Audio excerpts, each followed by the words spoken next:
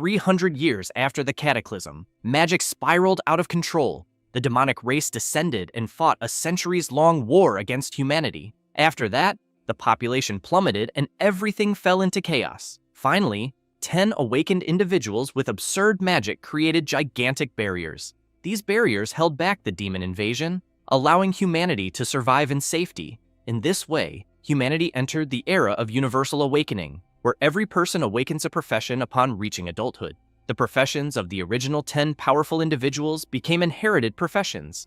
Each one can only exist in one person at a time, and they are the pillars of humanity. In the city of Feichuan, in the year 335 of the Cataclysm era, on the 1st of April, the profession awakening ceremony was about to begin. A guy was arriving at the place and thanking his uncle for the ride. Looking around, the guy realized that the annual awakening test truly lived up to its reputation because it was packed. He also kept in mind that the rarer the profession, the stronger the combat power, and that anyone who obtains a powerful profession can go straight into the elite academies. Next, he knew that the youths going to the awakening prayed to the holders of the inherited professions, hoping to awaken something good. Then, as he approached the entrance a little more, he became intrigued by what some people were doing. So the MC decided to ask a guy if he knew what those people were doing. The guy said that rumors were spreading that that year's test would reveal a holder of an inherited profession, and that there are currently 4 inherited professions vacant.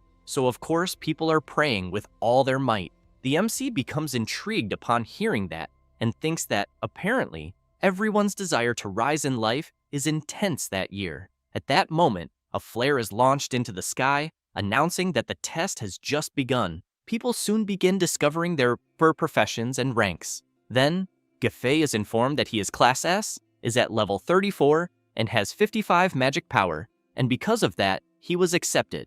A guy comments that he wishes he had the magic power that Gefei has. Then someone arrives offering a tomato that can give his magic power a boost. The guy becomes intrigued, wanting to know if just one tomato really increases magic power. The MC replies that it does, and says that he is a spiritual plant specialist, and what he has in his hand is a premium variety that he cultivated with great care, and that each tomato increases a person's magic power by 5% for 5 minutes. Next, he says that he also has satiety sweet potatoes that eliminate hunger for an entire day, cucumbers that burn fat, and pumped beans that increase attack by 10%.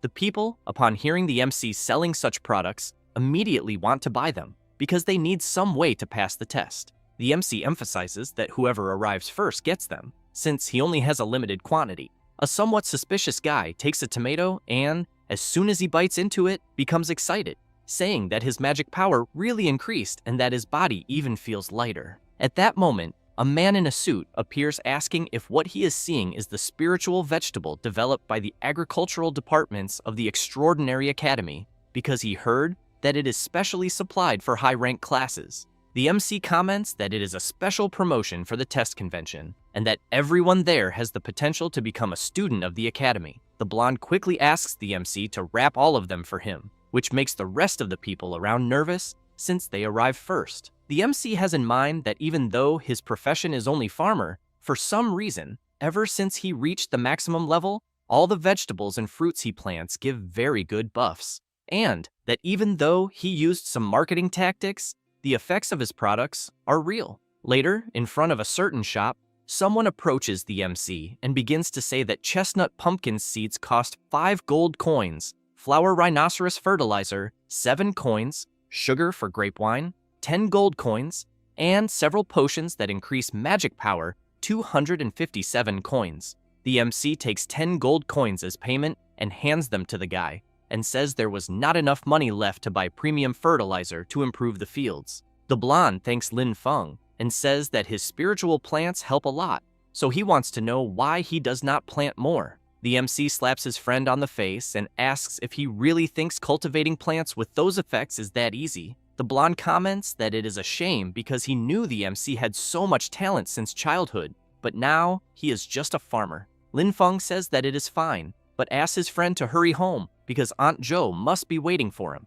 As soon as his friend leaves, the MC starts thinking about what he said, that he was called a genius since he was little, but ended up awakening only the profession of N-class farmer, and that when he went to burn offerings for his father, the late archdruid, he was afraid his father would jump out of the coffin out of embarrassment. However, he thinks that maybe this is a balance of fate, since a herbalist mother and an archdruid father ended up producing a farmer. But if he really thinks about it, he knows he is very satisfied with his current peaceful life, since he does not have to go to the battlefield and be eliminated like his father, nor make his mother worry. However, he keeps in mind that even if it is only for his mother, he needs to take proper care of his family farm. Then a drop of water falls on the tip of the MC's nose. He immediately wonders what is going on, because there is no way it should be raining on a clear day, and as soon as he looks up, he sees a guy coming straight toward him. When he dodges, the guy crashes hard onto the ground.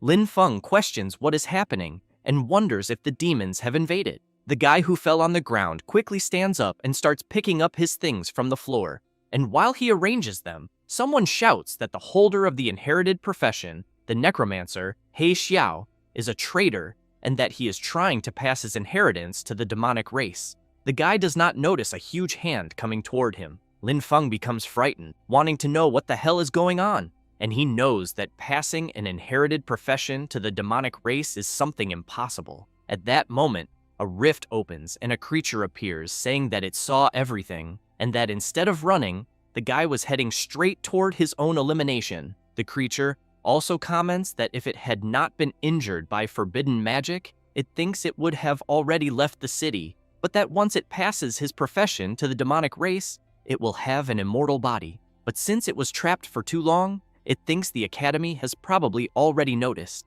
When it looks to the side, it sees the MC trying to sneak away, who in turn thinks that apparently he accidentally stumbled into a crime scene. The creature asks where the MC thinks he is going, and grabbing him by the neck, says that the guy the MC saw earlier was the famous rector Yue Ye of the Extraordinary Academy, and that he was eliminated in such a miserable way. But it wonders why it should not use the MC's blood and bones as an offering to celebrate. Lin Feng thinks that the creature's magic power is bizarre, because he cannot break free at all, but he knows he needs to stay calm to think quickly and use something that can help him escape from the creature. Then, he sees a small pickaxe, so he activates his maximum mastery in farm tools, a skill derived from summoning farm tools. Next, he grabs the pickaxe and strikes the creature's arm with it. The creature, in turn, is surprised, thinking that what just happened is impossible, because the boy is clearly only of the farmer profession, so it wants to know how he managed to injure it.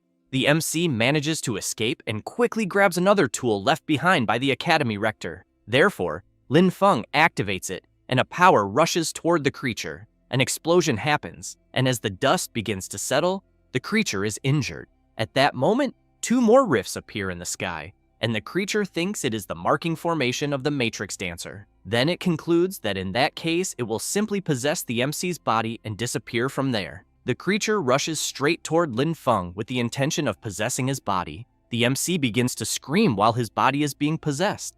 After possessing him, the creature reflects that even though the MC has the lowest profession, his talent is still quite decent, and that he should consider himself lucky to become its vessel. Lin Feng comments that at least he has trained since childhood without taking a single day off, and that if the creature wants to take his body, he fears it will have to work a little for it. The creature asks what is so special about that, because an inferior is always an inferior, and that the boy does not know it, but its power is at a level he will never reach. Lin Feng crouches down and thinks that apparently luck is not on his side this time, and as he grabs a spear, he makes it clear to the creature that they will simply go to hell together. With that said, he drives the spear into his own stomach, and the creature asks what the hell he is doing. Lin Feng makes it clear that even if they die together, he will not give his body. Then, as he begins to lose consciousness, he thinks about his father, and that he really did not want to go see him and get scolded. And as soon as he faints, a strong golden light appears in his chest.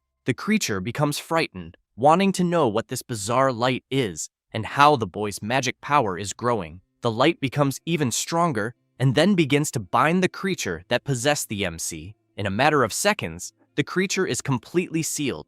After that, a huge explosion happens, and a few minutes later, a system screen appears congratulating Lin Feng and informing him that he has acquired a new talent from the inherited profession, that of Necromancer. Because of that, He wakes up startled, wanting to know how he is still alive, and as he moves his whole body, he realizes he can still control it, but wonders if the creature failed to possess him.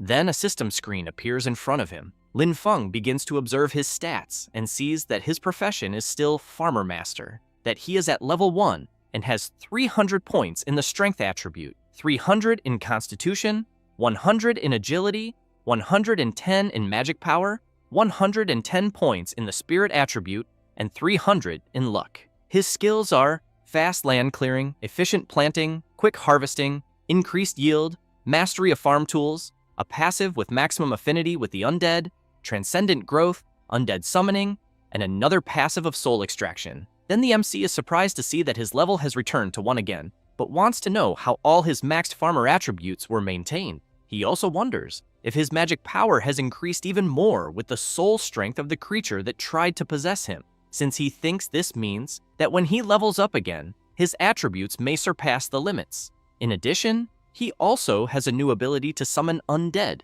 but hopes it is not the same summon as that guy from before. Then he decides to test his new power, but first channels a bit of his own power, and then the one he gained. He is surprised, since apparently the farmer's magic power is merging with the undead's magic power. Lin Feng begins to focus, and soon visualizes his profession tree, realizing that it is branched out. So he wonders if this is not a class change and whether he has gained an extra profession, until he is shocked to see that the extra profession he obtained is Necromancer, a legendary inherited profession. The MC looks at the creature's body lying beside him, and an energy begins to act on his profession tree. Thus, he begins to feel that the power he obtained is still not his, and fears that if he does not tame it soon and fully turn it into his own power, not only will his farmer profession collapse and disappear, but his consciousness will also be devoured by the creature again. In addition, the yellow-colored power also seems like a contamination, so he decides to test his undead summoning ability, and the power begins to move toward the creature that tried to possess him earlier and the Academy's rector. Lin Feng manages to summon 2 undead and thinks that even with the levels reset, all the abilities are still there and that they can level up again. But he knows that the inspection team is about to arrive and that, because of that, he needs to leave quickly. As he picks up his backpack, he reflects that no one will believe that an ordinary farmer eliminated 2 extraordinary individuals. But he thinks that if they discover his current situation, that might end up being his downfall. Thus, he concludes that his priority at the moment is to find a place that offers protection and high-level resources, a place where he can test the control of his new power and turn his father's theories into reality. One day later, at the MC's family farm, he is thinking that the crops catalyzed by his new power are all becoming somewhat strange, and, as he continues using his power on them, some bizarre things begin to form, until one of the plants creates a strange mouth and grabs a bird that was passing nearby. The MC is surprised, wanting to know what the hell is happening, because he thinks that if people see such things, they will think it is a demonic invasion. Thus, he decides that he needs to get rid of everything as quickly as possible, but wonders if this new magical power caused bizarre mutations in ordinary crops, since he considers that if he can control this power and guide it to cultivate the plants, he might be able to create those special varieties his father envisioned but never managed to plant, valuable crops that can upgrade professions.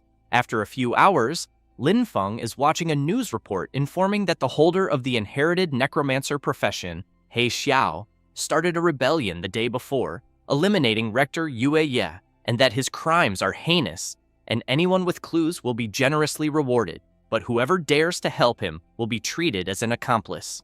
Lin Feng thinks that this was already expected, and, because of that, he knows that he cannot let anyone find out about his necromancer power under any circumstances. Then he reflects that he needs to come up with a name for his servants so they can pass the inspection, otherwise it will cause problems. Until he gets an idea and thinks that he will just call them farm helpers, since his system panel says he is a spiritual farmer master, and that, with such a profession, he thinks it is perfectly normal to have some helpers. The news continues reporting that, to deal with the demonic pressure, the Extraordinary Academy will be opening more slots, and that everyone who passes the evaluation will receive Academy resources and the right to private properties to cultivate high-level crops, in addition to special subsidies. Lin Feng knows that the Academy's land is safe, fertile, and supported by resources, and that this is exactly what he needs most at the moment, since the Necromancer identity is a ticking time bomb, but the spiritual farmer master identity, to others, is just that of a normal farmer. The very next day, at the Extraordinary Academy's registration square, it is the MC's turn, and those responsible for registration ask for name, age, awakened profession, and level. After Lin Feng provides the information, one of the staff becomes intrigued upon seeing Spiritual Farmer Master and comments that he has never heard of such a profession, saying it is just another non-combat class person trying to force their way in. But even so, asks the MC to show his profession aura. Lin Feng activates his farmer power, and the staff member, upon seeing it, comments that this is the trash aura of a farmer, as he thinks he is just wasting his time. The people behind the MC start laughing and saying that, apparently, the boy made up this profession himself, and that apparently, he even had the audacity to try to enroll in the academy. Lin Feng tells the instructor that his foundation is very solid and that he hopes to be given a chance. The instructor gets angry and shouts, asking how the boy can have a solid foundation being level 1 trash, then tells the guard to remove him immediately. The MC takes out a paper and says that the recruitment notice states that all professionals can take the test, and that if the instructor tries to refuse him, he can file a complaint. Then he takes out his phone and pretends to be talking to internal affairs, saying that there is an instructor there refusing to let him take the academy exam. The instructor quickly grabs the MC's phone, grabs his shirt, and shouts, asking if he really has the courage to report him, telling him to believe that he will make him regret such a thing, and also says that he does not believe that a level 1 farmer like him can pass the test. The people around are surprised and comment that even if the MC is a farmer, rejecting him is one thing, but what the instructor is doing is already a bit too much. The instructor gets even more nervous and shouts that anyone who does not want to take the test can get out. Later, everyone who registered goes to the exam site. The instructor tells Lin Feng that he can still give up if he wants. He simply walks to the exam location and thanks the instructor for showing the way. As soon as he enters, he goes to a more secluded place, and, after looking around to make sure no one is there, he takes out a jar and thinks that it is time to let the horned rabbits feel the terror of industrialized agriculture, since what he has there is his newest creation, carrot essence, which easily attracts even a level 20 fierce rabbit, and that the lower level rabbits will be easy. And as soon as he spreads it around the area, the scent of the essence begins to spread through the environment. It does not take long for a small rabbit to appear, but the MC quickly calls his summons, and, as soon as they defeat the small creature, the MC comments that waiting for rabbits will be too slow and that, because of that, he tells the summons to make sure no one sees them and to eliminate all horned rabbits that appear nearby. After saying that, he emphasizes that they should get as many as possible. Quickly, the summons go after the rabbits. He Xiao soon finds some creatures and eliminates them easily, just like Yue Ye, who with a simple attack manages to take down several horned rabbits. Lin Feng is amazed to see how his summons fight and thinks that they are still powerful even as level 1, undead. After some time, the instructor rings the bell and shouts that time is up and that the candidates must leave and hand over the rabbit horns they managed to collect. The participants begin to hand them in, and the instructor becomes irritated since some did not get any horns. Others only got 2 or 3, so he fails many of them. Then it is Lin Feng's turn, and the instructor asks the boy to hand over what he got, but thinks he probably did not manage to get anything. The MC activates his power and releases all the horned rabbits he collected, and due to the quantity, the place becomes completely packed. The instructor cannot believe what he is seeing. Lin Feng laughs and says that he thinks he managed to get a total of 500 horned rabbits, but asks if the instructor wants to count them. He remains incredulous and shouts, saying that he thinks the boy cheated, until a man arrives asking the instructor to stop the nonsense he is doing and says that he thinks that if he were not there, his pet rabbits would have been exterminated by certain people without professional ethics. After that, the director tells the MC that he passed the preliminary test, and he, in turn, thanks the director for the fairness. Then the old man becomes surprised by something and tells the MC that he looks familiar. Lin Feng becomes worried and wonders if he has been discovered. The director asks what the MC's relationship is with Professor Lin Xiaoye. Lin Feng breathes in relief and thinks that apparently the director did not discover the abilities of his hidden profession. So he says that Lin Xiaoye is his father and asks if the director knew him. The director comments that the MC's father was his friend and that apparently the boy is planning to enroll in the school. So he asks if he is having any difficulties and if he wants him to arrange something for him. At that moment, a woman appears calling the director's attention and saying that everyone is watching. The director looks around and sees the participants whispering among themselves, then feels embarrassed and tells the MC that at the moment he has some matters to deal with, but that once he enrolls, he will show him the school properly. And as soon as the old man leaves, the MC starts wondering why he feels that the director is not trustworthy at all. The woman asks the students who passed the preliminary test to follow her and informs that those who did not pass should not be discouraged,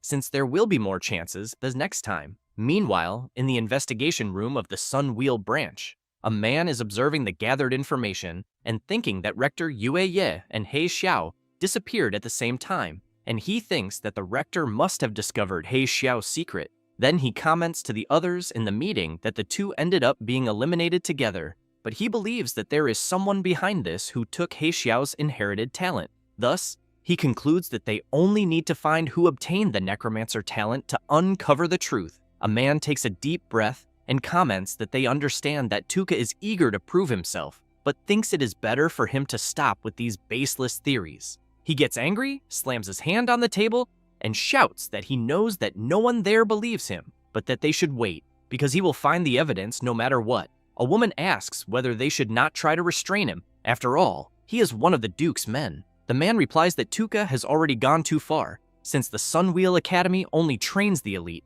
and that it is not a place for useless people to show off. At that moment, the director appears informing that the orders came from above, and that if they find He Xiao, they are to eliminate him without asking anything. The man asks what if He Xiao is already dead. The director replies that maybe he has already changed his appearance, and that anyone who uses necromancer abilities will be eliminated without exception. Later, at the Extraordinary Academy, in the re-evaluation mission room, the instructor appears and informs that all freshmen must clear the special level 5 dungeon of the Horned Beast Lair outside the city, and that the time limit will be 3 hours. The participants become afraid and comment that they are barely at level 4 and already have to face a level 5 dungeon, and that the time limit is quite short. The instructor comments that it is obvious they expect them to clear it on their own, since they can form teams, but that the group cannot exceed 5 people, and that, once they assemble the team, they must register with her to start the timer. While the participants become excited,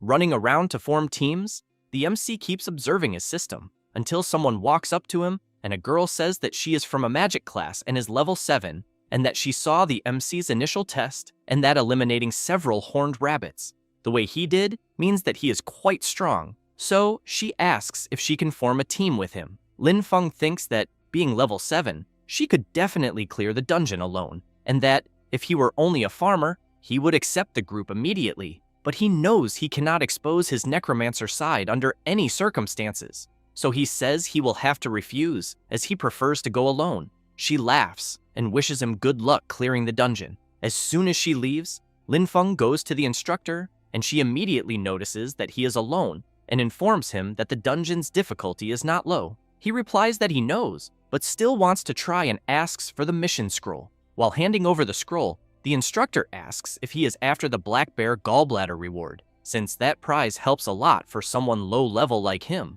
but that he needs to know if he can handle it. Lin Feng takes the scroll, laughs, and thanks her for the warning. Later, outside the Horned Beast Lair dungeon, as soon as the MC approaches the entrance, the supervisors ask where the rest of his group is. Lin Feng replies that he will go alone. One of the supervisors emphasizes that a level 5 dungeon is very dangerous for someone going solo, and that, because of that, he thinks it is better for the boy to come back when he finds someone to go with. The MC takes the scroll and says that the rules allow solo entry. One of the supervisors is surprised and comments that the boy must be after the Black Bear Gallbladder solo bonus, while the other says that the MC seems brave, but that he should think about whether he has the ability. Lin Feng does not care about them at all, and soon passes through the portal. Inside the Horned Beast dungeon, as soon as he walks a bit through the place, Lin Feng soon comes across two creatures and notices that one is level 3 and the other is level 4, but even so, they are nothing,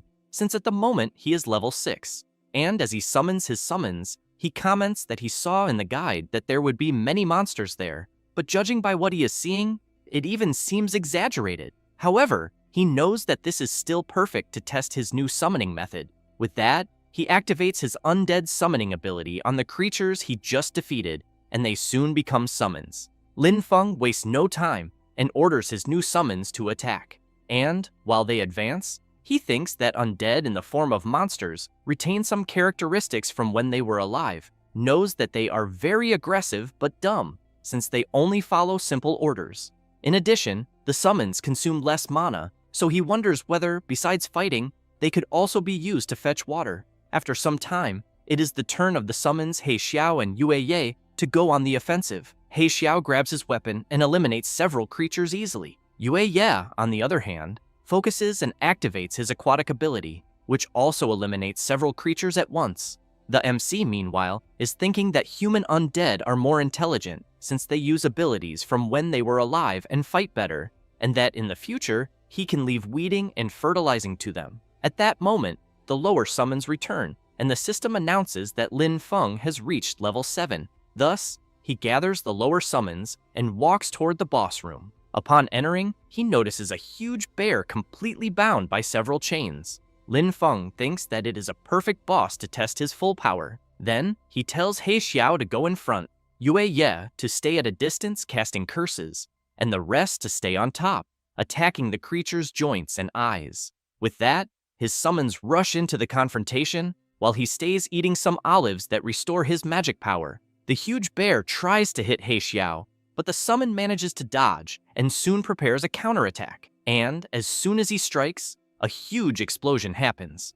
After the dust settles, the system informs the MC that he has reached level 8. Lin Feng walks toward the drops left by the bear, but ends up seeing that the creature only dropped 10 bonus points in Constitution, which is less than the buffs from his super crops. However, a system notification appears informing that it will calculate the dungeon rewards, and that, because the MC has the professions of farmer and necromancer, corresponding rewards will be issued. Lin Feng becomes intrigued upon seeing that clearing the dungeon gave 2 sets of rewards, so he wonders if it is because of having dual professions. Then, he gets excited, thinking that if the dungeon gives double rewards, he believes that the plants he cultivates may also have room for some kind of adaptation. After leaving the dungeon, a group of participants asks if Lin Feng really managed to clear it alone. Others shout, saying they think that is impossible, since everyone knows what it is like inside the dungeon, and that the MC must have gone in just to show off and did not even go to the deepest part of the dungeon. Lin Feng does not care at all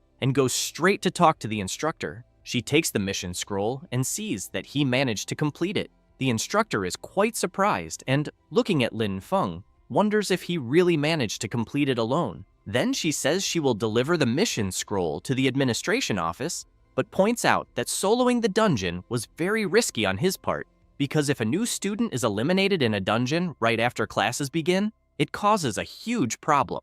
Lin Feng says he understands and thanks her for the concern. The instructor says that the final interview will be in the academy's main hall, but that he can go rest first. As soon as the MC leaves, the instructor thinks that she hopes this serves as a lesson for him, because being reckless in that academy will not work. The MC goes to a forest area, and when he looks back, he sees some people following him. Then he immediately activates his Necromancer power. One of the men following the MC comments that he managed to solo the dungeon, so he wants to know if they can handle him. His partner tells him to stay calm, and comments that even if he is strong, he is still below level 10, and that there is a limit to how much he can endure. Then they stop behind a tree and comment that they really need the drop of the magic bear gallbladder, since it increases resistance by 10 points. Then Lin Feng hears them calling him farmer and telling him to stop immediately. Thus, one of them, striking a ridiculous pose, asks if the MC really thinks that one person should keep so many rewards.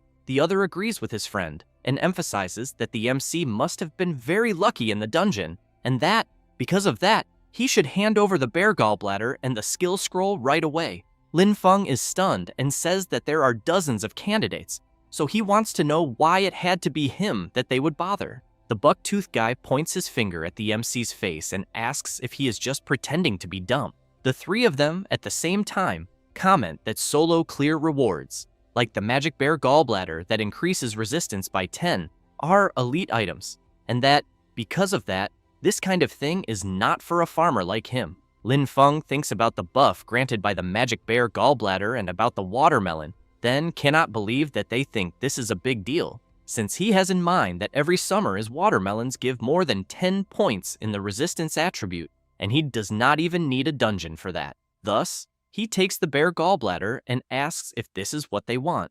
One of them quickly rushes forward to try to grab it, but an explosion happens and the place is filled with smoke. Then another explosion happens. The girl who wanted to form a group with the MC appears, asking what they are trying to do, since she knows that fighting is forbidden in the academy, but apparently they do not care about that. One of the guys calls her ailing and makes it clear for her not to interfere where she was not invited. She replies that she did not like what they are doing. With that said, while spinning her fire staff, she tells them to get lost, or she will report them to the instructor. The big guy laughs and emphasizes that she will only be able to report them if she manages to escape, and that, if she insists so much on protecting the farmer, they will take her down as well. With that, he calls his group, and they rush toward the MC and ailing. Lin Feng looks at the girl and thinks that since she is level 7, she should be strong and able to handle those guys on her own. However, she becomes serious and says that the guys coming at them fight dirty. Thus, she asks the MC if he wants to help, but soon becomes surprised when she sees that he is running away from the fight. Lin Feng throws the bear gallbladder, and Ailing catches it. He laughs, calls her a kind soul, and asks her to accept his gift. While Ailing prepares to fight, she shouts, asking if he was not there to help the MC. Later, in the temporary individual lounge, Lin Feng is wondering why the dungeon skill scroll does not work for him, until he gets an idea, activates his farmer and necromancer powers on the skill scroll, and soon the system informs that he has learned the special cultivation skill. Now, the MC can use magical power and special materials to strengthen undead summons, being able to increase their level, quality, or teach new abilities. Lin Feng gets excited, thinking that what he imagined worked, since he only needed to use the magic of both professions at the same time to activate the scroll. Thus, he calls his summons and says that he will test his new ability, and when he activates it, He Xiao becomes even stronger and advances to level 8, as does Yue Ye. The magical horned bear goes to level 9, and the lizard and the eagle rise to level 7. Lin Feng finds this surprising, but when he observes his summons more carefully, he thinks that the only downside is that he has not gained new land yet, since he does not want to risk his own fields to test new crops. But due to his fatigue, he ends up falling asleep. Later, as soon as he leaves the room, he runs into Ailing, and she comments about his bear gallbladder. He turns and says that he gave it to her. Ailing replies that no, that thing is his, and that it is quite valuable. He is stunned and wants to know why everyone treats such a rotten material as a treasure. Ailing becomes confused and asks if she heard correctly that he called the item rotten. After that, later, the MC goes deep into a forest, and, after looking around to see if there is no one, thinks that apparently there is no one there. Then he activates his Necromancer power and thinks that he does not know what effect his new ability will have on the crops. And as soon as he applies power to them, he is shocked, since it seems there is no difference compared to before, until he is surprised as the plants transform into sinister creatures, so he wonders if these things can really move on their own. Meanwhile, Tuka is walking through the forest and thinking that the spiritual energy detector shows that he is close to the energy he is looking for, and that he knows his guess was right, since there is a necromancer aura very close. And as he passes by the MC, something catches his attention, so he turns around, taps Lin Feng on the shoulder, and asks, judging by his clothes, if the MC is a farmer. Lin Feng asks if some farmer provoked him. Tuka is stunned by the question, but continues asking if the MC saw any strange person appear around there. Lin Feng replies that actually, someone did appear. Tuka immediately asks where. The MC points at Tuka and says that the guy is right in front of him. Tuka becomes furious and says that he is one of the elites of the Sun Wheel Academy, the nephew of the Iron Lion Duke. Then he charges at the MC, asking how a mere farmer dares to be so rude to a duke's nephew, and that, because of that, he will eliminate him. Tuka transforms into a powerful lion and shouts that he will make the MC pay for his stupid words and actions. Lin Feng tries to protect himself from the energy burst of the transformation, but makes it clear to Tuka that the farmer he is despising can defeat him with one hand. He doesn't care at all and charges forward to attack. Lin Feng throws a few capsules ahead and thinks that he doesn't know why the aconite in his field gained a paralysis effect after being eroded by undead magic, because the last time he tried it, he became numb and lay down for a day, and that grinding such a thing into powder can be used as an anesthetic. As soon as Tuka inhales what the MC threw into the air, he immediately becomes dazed and asks what kind of trick he used and why he suddenly has no strength. Lin Feng, while covering his nose, replies that it is just ordinary aconite powder found in the fields. That said, he channels his farmer power and comments that this is his new ability as a farmer. Then he delivers a powerful right hook straight to the middle of the lion's jaw. After defeating him, the MC strips Tuka's clothes, leaves him tied to a tree, and comments that apparently he can't even defeat a simple farmer, so he wants to know how he dares to call himself elite, and because of that, he will leave him there to refresh his memory as a life lesson. Later, all participants are informed to gather in the auditorium for the interview with the instructor. Lin Feng hears the announcement and thinks he needs to go quickly. Outside the auditorium of the Extraordinary Academy, the MC hears people wondering if he was the one who cleared the level 5 dungeon alone, and they also say they heard that he only knows how to run away and live off a woman. Lin Feng also hears people saying that compared to Shi Yan and Bogu, he is far behind, and that he may even be strong compared to ordinary candidates. But that's all. At that moment, Ailing appears wanting to return the bare gallbladder to the MC once again. He asks her to keep it and makes it clear that such an item is completely useless to him. Then, while waiting to be called, the MC starts eating some slices of watermelon that increase his endurance by 2 more points. A few minutes later, inside the auditorium, the place of the interview with the instructor, the director informs that during the interview, while the instructors choose the students also choose the instructors, and that both will achieve success together. That said, he emphasizes that the student whose name is called must step forward immediately, then begins by calling Shi Yan. He quickly steps forward and says that he is a level 6 Earth Warrior, and upon transforming, says that this is his current ability, in which he can summon armor to fight. One of the teachers comments that he liked it very much, and that he is a level 44 Earth Berserker, then asks if the student wants him to be his instructor. Immediately, Shi Yan gets excited and shouts that he accepts. The director calls Ying Wu and informs that Lin Feng will be next. As soon as it is the MC's turn, he activates his power and says that he is a level 8 Spiritual Farmer Master class. The instructor from before is impressed, because she knows that reaching level 8 at the MC's age is something quite incredible, but her partner beside her tells her to look closely because the boy is just a farmer. One of the instructors takes a deep breath and comments that the Extraordinary Academy is meant to cultivate talents for the front lines, not to cultivate common plants to be cannon fodder. The other instructor emphasizes that Lin Feng's preliminary exam was excellent. The director agrees and comments that since everyone disagrees, he wants to know why they don't conduct a combat ability assessment with the MC. At that moment, all the instructors agree with the idea. Therefore, the director asks if Lin Feng agrees, because the final goal is to go to the front lines to fight against the demonic clan, and that, if he does not have combat potential, going to the front lines is just a pointless sacrifice. The MC is intrigued by this idea of having to be tested in combat, as he has in mind that his current combat ability is not high, since he cannot fight using his Necromancer abilities. Even so, he tells the director that he agrees to the test. It doesn't take long before they move to an open space in the auditorium. One of the instructors comments that the evaluation is quite simple, and that the MC just needs to withstand 5 minutes under his command to prove he has talent for combat. That said, he releases his monstrous power, causing several participants to fall to their knees, saying they cannot withstand such overwhelming force. Lin Feng manages to resist the pressure imposed by the instructor, who is surprised to see that the boy was not intimidated, and comments that, due to his persistence, he will have a very good opinion of him, and because of that, he should use all his abilities and attack with full force.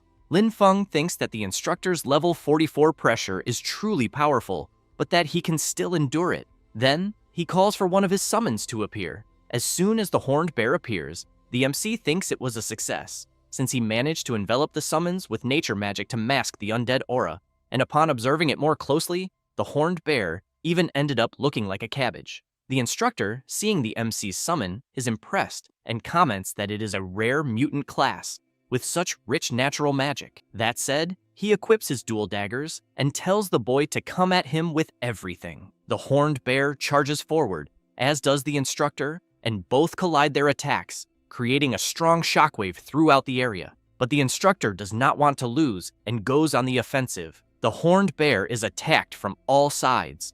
The director observes the MC's summon and comments that it is indeed loyal, as he believes that if other summons had taken damage like this one is taking, they would have likely been dismissed long ago. Then the bear launches a counterattack, and the director is astonished, wondering if the instructor is holding back. Meanwhile, the MC thinks that in the end, his summons are just undead, since they do not feel pain or discomfort, and that the kind of injury the horned bear suffered only needs a bit of mana to heal. The instructor looks at the director and thinks that he originally wanted to show off in front of the students, but did not expect Lin Feng to have so much talent, and that it seems he will have to fight seriously. Therefore, he tells the MC that he will find a way to compensate him for the summon he is about to destroy, since he believes that common summoning classes require a certain cost to form a contract with a summoned creature, and once destroyed, it is eliminated and the contract ends. The instructor activates his Berserker Bloodlust ability and lands a powerful punch on the horned bear,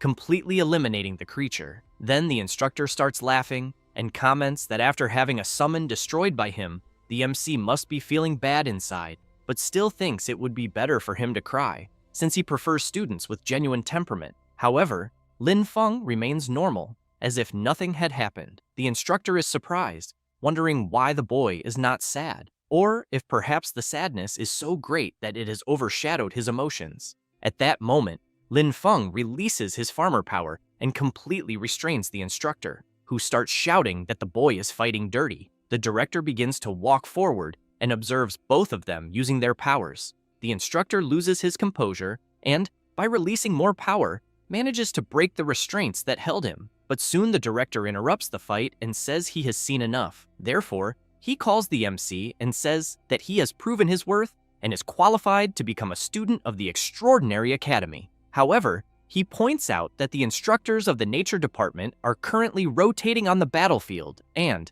because of that, no one will be able to teach him at the moment. Lin Feng asks about his cultivation resources. The director replies that the Academy will not reduce anyone's cultivation resources in any way, and that his resources will be provided normally according to the standard. Additionally, as a standout student in the exam, he can make a request to the Academy. The MC thinks about the freedom and resources granted and concludes that this is simply paradise. However, he tells the director that he wants a piece of land. Completely astonished by the boy's request, the director asks if he doesn't want precious resources, high-level equipment, or high-quality items. Lin Feng replies that no, because his class is a spiritual farm master, so he asks how he can be a farm master without land. The director comments that, in a way, the boy is right and informs him that there is a deserted training land in the west of the city that has been idle for a long time, and that he can do whatever he wants with the land, and that if he has any more requests later, he should look for him. Lin Feng thanks the director and says that as soon as he has any questions, he will look for him. After that, later, in the director's office, someone is observing the MC's file and, upon seeing the boy's class,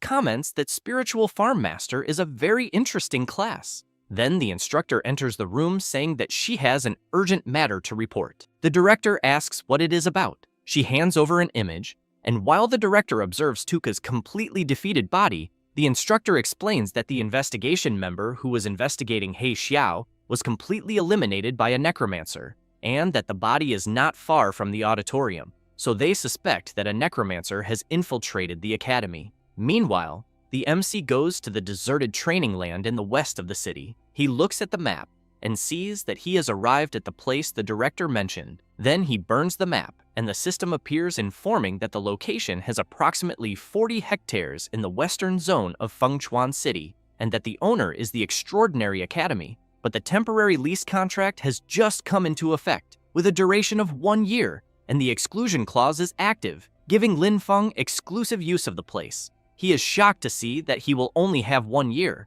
but thinks that after 1 year, most people go to the battlefield, so having only 1 year is understandable. Then he gets excited and shouts that having so much land for at least 1 year is incredible, since this is what is worthy of being called a spiritual farm master. Then he releases his Necromancer power and soon summons his summons. He points at them and shouts that they will start working. He Xiao begins to dig the soil, Yue Ye releases her water power into the ground, and the other summons begin to plow and plant seeds. Meanwhile, the MC is sitting calmly, eating some slices of watermelon and thinking that magic transforms lives, and that apparently the elders really did not deceive him. Then one of the summons nudges the MC, and he asks if it is already finished, but is soon surprised to see that the initiative of his summons is quite strong. Yue Ye tries to say something, and the MC pays attention to see what it is. But when he sees that the summon said nothing, he comments that expecting them, a bunch of undead, to have self-awareness is still asking too much. That said, he goes outside, and Yue Ye just watches her master, and then gives a slight smile. Lin Feng goes to one of the greenhouses and begins to observe the crops, and soon notices that they are already granting 1 more permanent point in endurance, life, and attack power. Then he gets excited, thinking that other people's power is cultivated by themselves, but he improves using crops, balanced nutrition, and a solid foundation. But he has in mind that it is a pity that it seems he can only make the crops have these effects, because he thinks that if his harvest were a little larger and everyone could improve with it, the demonic clan would be nothing more than clay chickens and ceramic dogs. Therefore, he concludes that just planting these plants will not be enough, because he needs to plant enough outside. Otherwise, he thinks the things in the greenhouse will be easily discovered.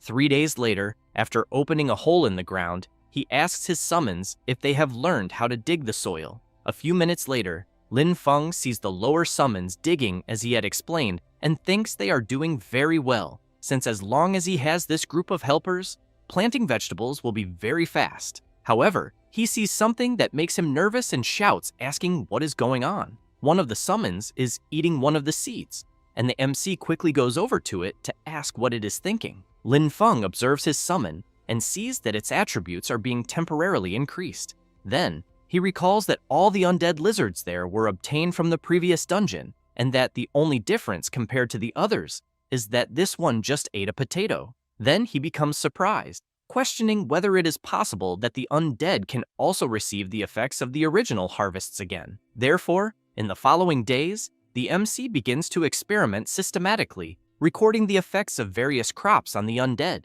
But at the same time, someone is lurking nearby. A man on top of a greenhouse observes the surroundings and finds everything very strange, since until a few days ago, there were no such things there. Then, he draws his knives and concludes that he will need to investigate. As he approaches the MC's cabin, he is surprised to see that there is only one person and wonders if it might be a trap. Then, as he walks forward, he steps on something that makes a noise and immediately has to jump back because of a small explosion. This was due to a potato mine that the MC planted. The man jumps back again to escape another small explosion. He laughs and wonders if the boy thinks he would fall for something so pathetic. Then several potato mines come out of the ground and make the man quite worried. Several chain explosions begin to happen and continue for some time. At that moment, a strange power awakens.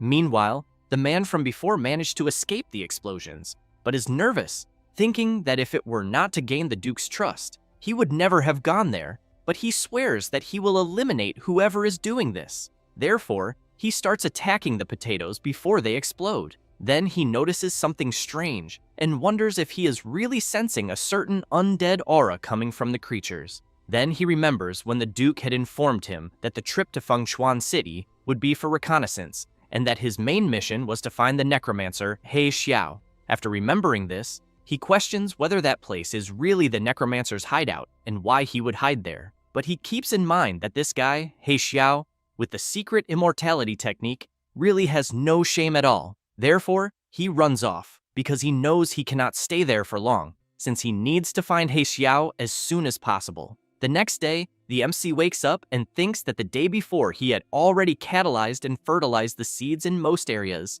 and that the next step is to handle the remaining areas. Then, he is completely surprised as he sees his greenhouse and the surrounding area completely destroyed.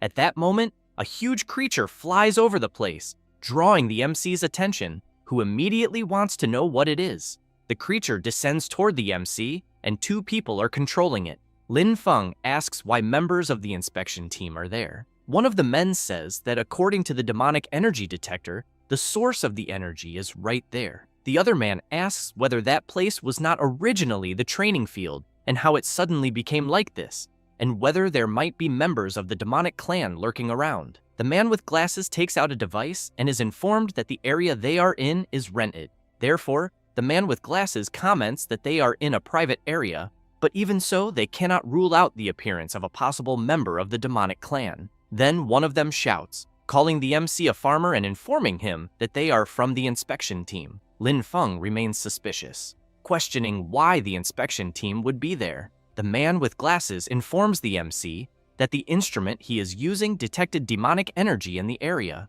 so he asks if the boy could open the barrier and let them enter to check. The MC is intrigued upon hearing about the demonic energy and immediately wonders how such energy could exist on the land he rented just a few days ago. Then, from a distance, another guy appears asking if it really takes all that time just to ask a farmer to open the barrier. Then, with his completely overwhelming aura, he emphasizes that Tuka was just eliminated by the demonic clan, and that now the aura of the demonic clan is appearing there. That said, he becomes serious and says that if they ask him, he is certain that the boy is a spy of the demonic clan. Lin Feng becomes quite worried, thinking that perhaps he has just been discovered. One of the inspection team members comments that he finds Haru a bit impulsive. Meanwhile, the guy with glasses emphasizes that, in the end, Tuka was just eliminated and demonic energy appeared again. So, he believes that the suspicion about Lin Feng is indeed correct. With that said, he approaches the MC and asks him to cooperate with the investigation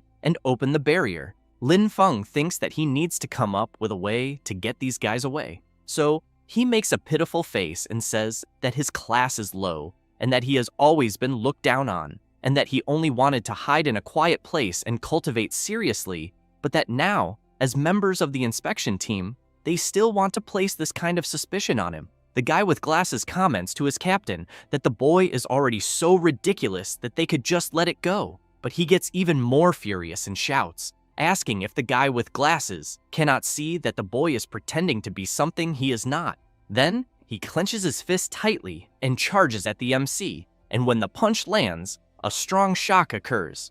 As soon as the dust settles, it can be seen that Lin Feng blocked the captain's attack, but he keeps in mind that he still needs to continue pretending, so he falls to the ground, pretending to be in pain, and the captain wonders if he used that much force in his punch, but thinks that the boy should definitely have been eliminated by it. Lin Feng continues his act and asks if they still want to keep torturing him so he can confess, and they can close the case quickly. One of the inspection team members pats Haru on the back and asks him to control his temper, since the boy only possesses nature magic, and the demon clan hates everything related to nature, and even a 6-year-old child knows that. The guy with glasses helps the MC get up and says that it seems they misunderstood, since his nature magic is very pure, and they will explain the situation in the report. Lin Feng says that the guy with glasses is a good person and thanks him for understanding. Haru does not like hearing that at all and becomes even more furious. Then, he prepares his attack again and charges forward, but this time the other members step in to stop him. Haru stops the attack and gets angry at his partners for being so soft. After that, the inspection team members leave, and the MC thinks that, apparently, just farming will not be enough, and that he needs sufficient power for self-preservation. Later, a magical origami goes to the MC and informs him that he needs to gather at the Academy's training field the next morning to participate in the ability assessment and the new students' ranking competitions, and that absence will not be allowed. The notice was sent by the Academic Affairs Department of the Extraordinary Academy. Lin Feng takes a deep breath and wonders why it is so difficult to live a peaceful life. Meanwhile, outside the lands rented to the MC, a woman is commenting to a man about how pure and powerful the nature magic is. Then, she asks if the boy is really just a farmer. The man replies that he is not sure, but that the boy's system profession is showing as a spiritual master farmer. However, he becomes serious and asks why the distinguished level 50 when nature-type Archmage seems to be interested. She replies that she thinks the boy appears to have a mutant class and that he also seems to have other secrets. However, she emphasizes that his nature magic alone is enough to clear him of suspicion of colluding with the demon clan, since such a clan cannot fake a life aura without it making them sick. The director agrees with her and points out that he believes some people will calm down now, but that they also need to leave to watch a good spectacle that is about to happen. A few hours later, at the Extraordinary Academy's freshman training field, the place is packed. One of the participants comments that he had thought classes could start immediately, and, when looking at the MC, he says that he has insider information, but that he will not tell anyone. Then the instructor appears, asking everyone to be quiet and saying that she knows they all have many questions, since it does not make much sense to carry out another admission evaluation after the interviews with the instructors. With that, she explains that urgent military information arrived from the front line the previous day and that the demon clan's offensive has intensified and the fortress outside the third barrier is in imminent danger, and therefore the academy has received orders to transport a batch of vital forces to provide immediate support. The participants are shocked upon hearing this and immediately ask if they will not study and cultivate first, since they have just enrolled. The instructor makes it clear that if the nest is destroyed, she wants to know how the eggs could remain intact, since if the fortress is invaded, the spearhead of the demon clan will point directly at the city of Fengchuan, and at that moment, she asks if they think they will still be able to cultivate peacefully at the academy. Then she emphasizes that this is not a request, but a summons, since in times of danger for humanity, no one can stay out. Ailing's brother looks at her and asks if everything will be fine. Ailing looks at Lin Feng and, a little embarrassed, replies to her brother that everything will be fine and that he should not worry, but she keeps thinking that the MC seems so exceptional and wonders if he will be selected for mandatory military service. The instructor calls the participants and asks them to follow the instructions and enter the training field to prepare for the practical combat evaluation. The MC thinks that, since he is from the farmer class, he should not be selected for the front line at the moment, otherwise his farming plan will be interrupted. A few minutes later, in the area designated for evaluation, a woman calls the MC a master farmer and comments that she heard he is very good at hiding. Then, as she prepares, she asks him to simply turn into ashes under her flames. With that, she launches her infernal attack, but the MC dodges and thinks that the magical condensation of her magic is very slow and insufficient, since her fire cannot even roast a few sweet potatoes in his field. She gets angry because he is making a fool of her. Then, while channeling her power, she starts making very ridiculous poses, and the MC watches her in disbelief at what he is seeing, until he decides to attack her right away and lands a punch right in the middle of her stomach. She is thrown violently backward and ends up crashing against the wall. After that, the MC goes through several fights and manages to win them all. Then he thinks that defeating so many opponents should be enough, and that he might even lose the next ones. At that moment, Vera, the Archmage, appears, giving the boy some water and saying that with his current talent and potential, he is fully qualified to aim for a higher platform. He becomes intrigued by this and asks for a better explanation. Vera tells him to accumulate credits and pass the evaluation to advance to the higher level Solar Wheel Academy, since there are better cultivation methods and more powerful instructors there, and that he may even have the chance to obtain legendary weapons or even mounts of powerful demonic beasts. Lin Feng remembers the mounts he saw earlier with the inspection team members and soon thanks her for the kindness, but points out that he really does not need that. Vera is surprised to hear that he does not need it and asks what he wants in the end. The MC replies that he only wants better and larger land to cultivate in peace. The Archmage comments that it seems he misunderstood her, so she explains that what she wants to know is what he truly wants and what he intends to do after finishing cultivating such lands. Lin Feng says that he plans to cultivate more land, and that he thinks they should allow more people to have land to cultivate. Then the director of the Solar Wheel Academy appears, commenting that he clearly remembers that the MC is already developing the wasteland to the west of the city and therefore wants to know if that is not enough for him to cultivate. Lin Feng lets out an awkward laugh, but points out that the more he cultivates, the better. Then he hears his name being called for the next fight and says goodbye. The director of the Solar Wheel Academy comments to Vera that apparently the boy seems to be very honest. She asks if, by any chance, if a child wants something, it is enough to simply give them what they want. The director becomes intrigued and asks if she is thinking of taking him in. Vera replies that she indeed finds the boy very interesting. Meanwhile, the MC prepares to fight Ailing, who comments that she did not expect to be able to fight him, but becomes serious and makes it clear that she will give it her all in their battle. Lin Feng laughs and says that, actually, he cannot defeat her, and that he was even planning to give up.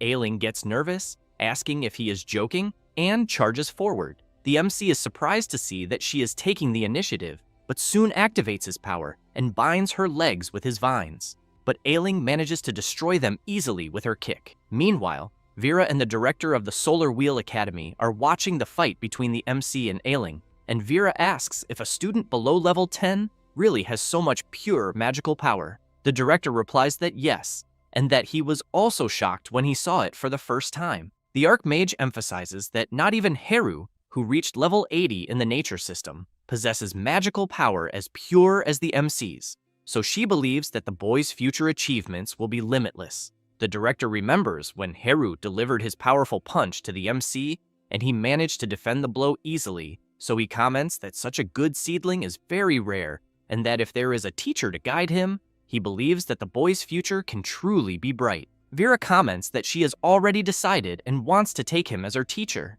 The director says that it is very good to know that she will become his teacher, but soon realizes what the Archmage said and asks if she did not say things the other way around, because he swears he heard her say that she wanted to take the boy as her teacher. She replies that she did not say it the other way around, and that she is saying she wants to have him as her teacher. The director comments that he thinks this is not right, and asks if her brain was burned by the demon clan. Vera gets excited and replies that even if her brain was burned, she still wants to have the boy as her teacher. Meanwhile, the fight between the MC and Ailing is very intense. Ailing keeps advancing, forcing the MC to dodge her attacks. Lin Feng thinks that he believes he has shown enough strength and that, therefore, he only needs to pretend weakness and admit defeat.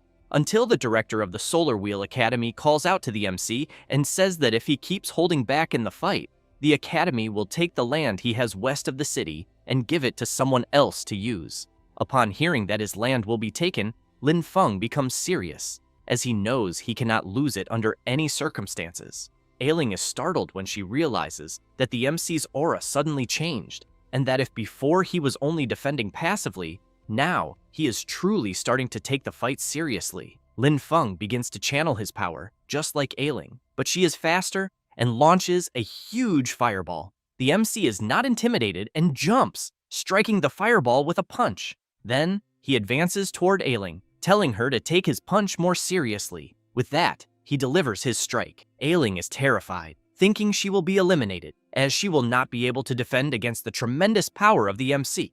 But he stops the blow and, laughing, says that in the end, Ailing let him win. The participants around the arena are shocked, wondering if Lin Feng, a simple farmer, had been hiding his strength all along. Vera comments that they are right and emphasizes that the MC's control over the power of nature is something immense, and that she believes he will truly be the future of the next generation. As soon as the MC is announced as the winner of the fight, he helps Ailing get up. She takes his hand and says that she accepts defeat from the bottom of her heart because he is very strong. Lin Feng points out that he believes she is the one who is truly strong, as he only has a lot of strength. Then, the MC takes a deep breath, thinking that he only needed to show his strength so as not to lose his land. Then the director of the Solar Wheel Academy appears, patting him on the back and saying that he loved the fight. Lin Feng thanks him for showing mercy. He simply asks the MC to keep working hard, as he is very eager to see his growth. Lin Feng gives a slight smile, but inside he calls the director a grumpy old man and thinks that he dared to threaten him with his land. And while the MC keeps thinking about it, Vera watches him from afar until he notices something strange and turns to see what it is. But the Archmage disappears, then soon appears again with a different look, and this time with a younger appearance, calls the MC and asks him to guide her in her cultivation. Lin Feng is surprised by the sudden request, but asks if someone with a combat class is really asking a farmer for guidance. She introduces herself and says that they have never met before, but that she just watched his fight, and that his use of natural mana is simply perfect, since she has never seen anyone use the power of nature with so much vitality and strength, and as she has been stuck in her current realm for a long time, she feels that his path might give her some inspiration. Lin Feng is stunned by all that talk, but asks if she is also a nature type, since he heard that nature type instructors are still in training, so he asks why she does not wait a bit longer, since in the end, he only knows how to farm. Vera explains that the skilled are the teachers and emphasizes that she is not asking him to formally accept her as a disciple, but rather that she can just visit his fields from time to time to observe and learn. With that, she starts bowing over and over again, saying that even if it is just helping with occasional work, just feeling his natural aura from the outside would already be great. The MC, while watching her carefully, thinks that he cannot let people know what he is cultivating in his fields, since he knows it is very dangerous and easy to expose. Therefore, he tells Vera that he is sorry and emphasizes that as a farmer, he has nothing to teach her, and that he only has a lot of strength and is not good at fighting. However, out of nowhere, the director of the Solar Wheel Academy appears saying that the girl is begging too much, and that he thinks the MC should just agree and do it for him. Then, the director whispers a few things in Lin Feng's ear, which leaves him quite surprised. So the MC tells Vera that everything is settled and that he will help her. She is surprised and asks if he is really serious, because if he is, she emphasizes that he does not need to worry since she will not bother him. But soon she grabs his arm and asks if she can already go see him the next day. He replies that it is up to her and informs her that his land is located on the west side of the city. The next day, around the MC's greenhouse, Vera is very excited, going back and forth, asking if she can help with anything. Lin Feng thinks that Vera at least has a serious attitude, but that he definitely cannot let her see the crops inside the greenhouse. Therefore, he points forward and asks her to look around outside for now and get familiar with the environment, since he is busy giving the newly produced seedlings some special care. Vera crouches down and, as she observes the crops, thinks that they were nurtured by pure natural mana, being high-quality crops with temporary attribute bonuses. Then she smiles and thinks that Lin Feng is making her more and more curious. An hour later, the MC returns to where Vera is. She picks up a seed in her hand and, as she observes it carefully, thinks that it is indeed something unbelievable. Lin Feng asks if Vera found any problem. She asks if his crops were cultivated using common soil. He replies that yes, and that he only used common soil. Vera asks if he did not even use any monocrystal powder or elemental clay. Lin Feng feels a bit embarrassed, saying that he even thought about it, but that such monofertilizers are very expensive, and due to his limited resources, he could not afford them. Then he points to one of the plants and asks Vera to look, because he thinks it is probably undernourished. The Archmage reflects that Lin Feng's natural mana is extremely excellent, and since that is the case, she thinks she might be able to help him. With that, she comments that the Academy has a relevant regulation, and that he can use basic materials found in dungeons to exchange for specific items in the Academy's warehouse. The MC is pleased to hear this, and, holding her by the arm, asks if what she is saying is true. Vera replies that yes, and comments that, for example, the level 10 dungeon of the Storm Academy, the Dark Forest, the final boss Kobold of the Shadow Fall, and its boss Fang seem to be exchangeable for a bottle of Earth Pulse. However, the difficulty of a level 10 dungeon is very high, usually requiring 5 people to complete it, although such regulation is about to be cancelled soon. Lin Feng comments that this is great and that he will go prepare right away. Seeing the MC leave at full speed, Vera wonders if only a heart so pure and innocent can nurture such pure natural mana.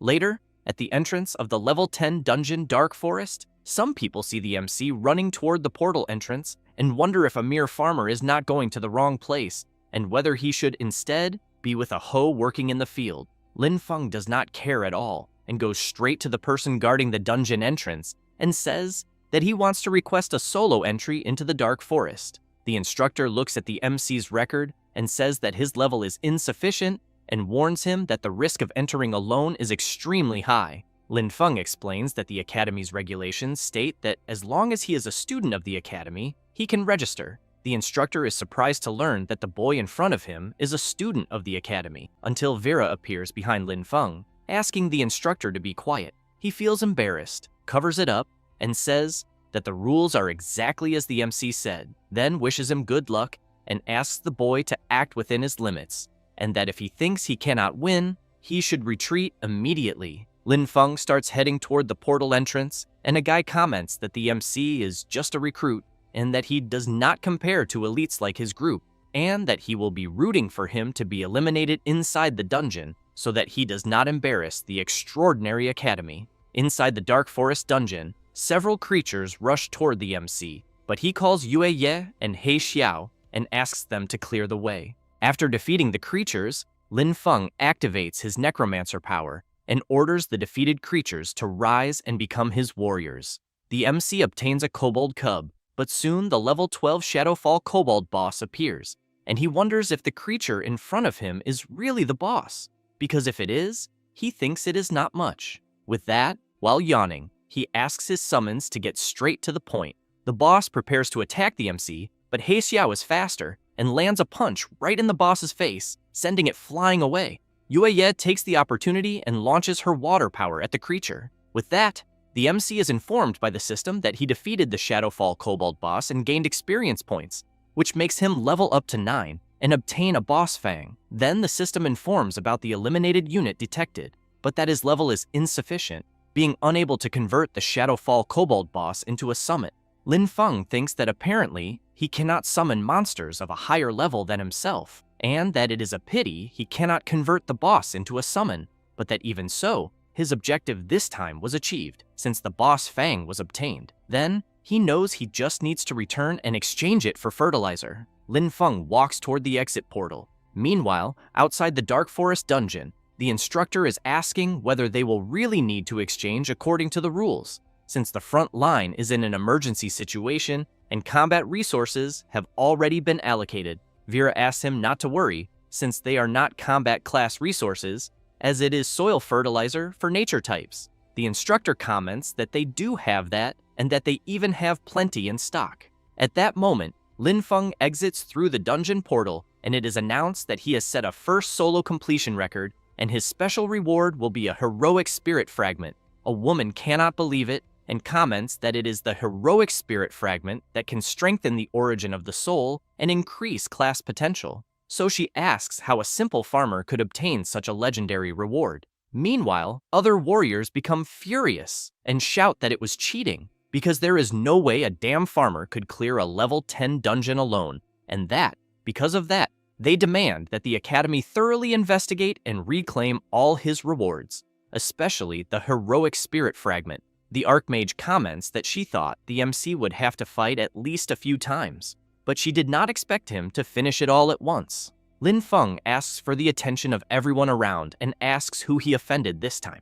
But seeing that no one responded, he goes to the professor and comments that, according to the Academy's rules, he is there to exchange for some resources. Then a guy asks what the MC is going to exchange, since the rewards he obtained were all acquired illegally and should be confiscated. However, the professor becomes serious and makes it clear to the guy who said that the rewards were given directly by the dungeon, and that, therefore, the Academy has no right to confiscate them. Then more people approach, and one of them comments that she is willing to make a resource bet. A guy asks what a resource bet would be. The woman who had been outraged by the MC's reward explains that the winner takes everything, receiving both sets of rewards, while the loser loses everything. But that, in fact, it is a speed race in a dungeon, with professors supervising both sides, competing to see who completes it faster. Thus, the professor asks Lin Feng if he is willing to accept the bet. The MC replies that there is no benefit in that. Besides being very boring, the guy who had made the betting proposal asks if Lin Feng will accept if he adds a blueprint for the nature lamp. Vera goes to Lin Feng and comments that he needs to obtain this blueprint. Then she explains that the nature lamp is a magical growth tool exclusive to the nature department and that only one blueprint can be used to craft one, and, therefore, it is extremely rare, and its effects include reducing the crop growth cycle without side effects. The guy continues pressuring the MC, wanting to know if he will accept or run away, as he always does. Meanwhile, the guy who is making the betting proposal to the MC is sending some messages on his phone without anyone noticing. The person he is talking to is Mr. Heru, one of the members of the inspection team. Lin Feng becomes thoughtful about the proposal, since he has in mind that his necromancer abilities cannot be exposed, but that, if it is only a supervising professor, he thinks hiding this from him should not be a big problem, since such a nature lamp blueprint is something he needs to obtain. Thus, he comments that he will accept the bet. The guy starts laughing and says that now they just have to wait and see, because with the professor's supervision, he will surely expose the MC immediately. A few minutes later, already inside the level 10 Dark Forest dungeon, the professor asks how Lin Feng managed to complete the dungeon alone. He feels a bit embarrassed, but says he will show his strength. Having said that, he activates his farmer power and summons his farm workers. His legion of undead summons soon appears, but all are disguised by the MC's nature power. The professor is quite surprised, thinking that the boy's summoning was very fast, and that the quality of his troop also seems very good. Then he reflects that it is a perfect opportunity to see exactly what ability the MC used to complete the dungeon alone. Lin Feng wastes no time and quickly orders his summons to attack with full force. The Shadow Wolves do not stand still either and charge forward, but the Horned Bear is faster and, in a matter of seconds, delivers several blows to all the Shadow Wolves. Yue Ye channels her aquatic power and also launches it at the creatures, and a huge explosion happens due to the impact. He Xiao also activates his ability and launches several lightning strikes at the Shadow Wolves that were approaching from behind. It does not take long for the MC's summons to manage to wipe everything out. The professor is completely surprised, commenting that the boy took less than 1 minute to easily annihilate a squad of Shadow Wolves of the same level. Then he observes Lin Feng closely and wonders if this monstrous power of the boy is due to him having a special class. At that moment, the MC calls the professor and comments that now that he has eliminated the Shadow Wolf squad, he will go straight to the boss room and eliminate it. And as soon as he arrives at the boss room, it appears and immediately charges at the MC with everything. Lin Feng asks the Horned Bear to raise its shield and advance, and for all the others to follow behind, but emphasizes that if any Shadow Wolf dares to try to flank them, they are to attack with full force. Having said that, the Horned Bear blocks the boss's attack. He Xiao quickly moves in front of the creature, prepares to attack, and lands a precise punch on the boss, sending it flying. The professor is completely shocked, thinking about the enormous war potential of the MC and that a person like this must be reported to the director immediately. Lin Feng goes to the fallen boss's body and dismisses his summons. Then he asks the professor supervising him if he has already proven his worth. He replies that without a doubt he has, but wants to know if he is not going to leave the dungeon. Lin Feng answers that the professor just needs to check, and that, since the dungeon scenario he is in is beautiful, he wants to explore a bit more. The professor comments that he will leave first then, but warns that the dungeon will reset in half an hour after being completed, and that, because of this, he should keep an eye on the clock. The MC runs to the fallen creature's body and thinks that before he could not turn it into his summon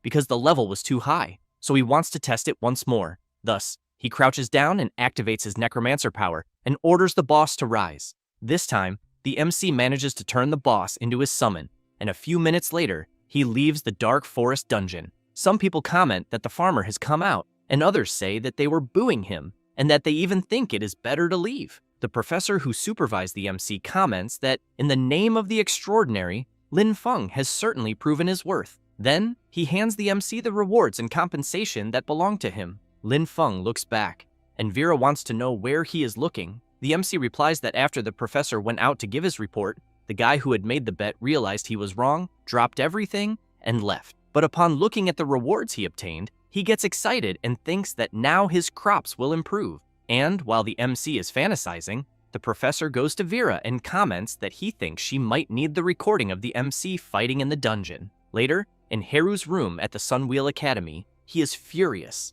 and While throwing several punches at a punching bag with a photo of the MC stuck on it, he asks how a humble farmer like the MC dares to humiliate him again. And as soon as he sits down, he comments that he thinks strength will not work, and that the Academy's rules also cannot do anything against him, and therefore, he thinks he needs to use another method. Then he thinks that, at the moment, the MC is only showing off by using that small amount of nature magic and summons. So, he asks the guy who made the bet with the MC to immediately send the letter he is giving to the front line to his uncle, the Duke. Having said that, he comments that the guy should tell his uncle that the mentors of the nature department on the battlefield must return to the academy as soon as possible. The guy is surprised and asks if, by any chance, Haru is planning to use the hands of the instructors of the nature department to suppress the MC. Haru replies that that is exactly it, because those old men value the purity and rules of nature magic above all else,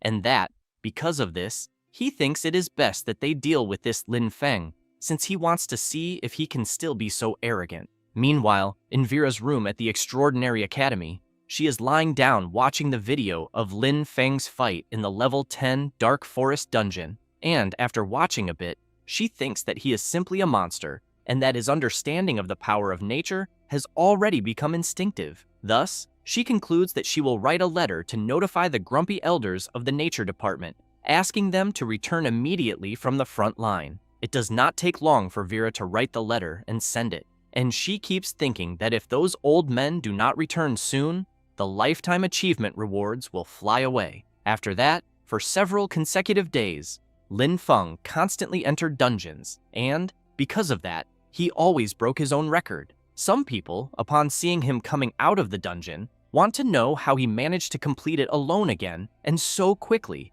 and whether he is treating the Dark Forest dungeon as if it were his own home. Lin Feng goes to the professor and hands over the drops left by the boss, and comments that, once again, he wants to exchange them for fertilizer. The professor tells Lin Feng that his accumulated credits are enough to request a promotion, since he believes that remaining in the lower academy has little meaning for him. So he suggests that Lin Feng try to apply for a promotion to the upper academy. The MC is surprised to hear this, so he asks if what the professor suggested is really true. He replies that it is, and explains that the Extraordinary Academy is divided into upper and lower academies. The lower academy cultivates basic talents, like his current Storm Academy, while the Sunwheel Academy is the meeting point of elites from all lower academies, known as the Upper Academy. Thus, the professor explains that upon entering the Sunwheel Academy, the rewards that the MC can exchange for, whether in quality or variety, are far superior to what the lower academy can offer,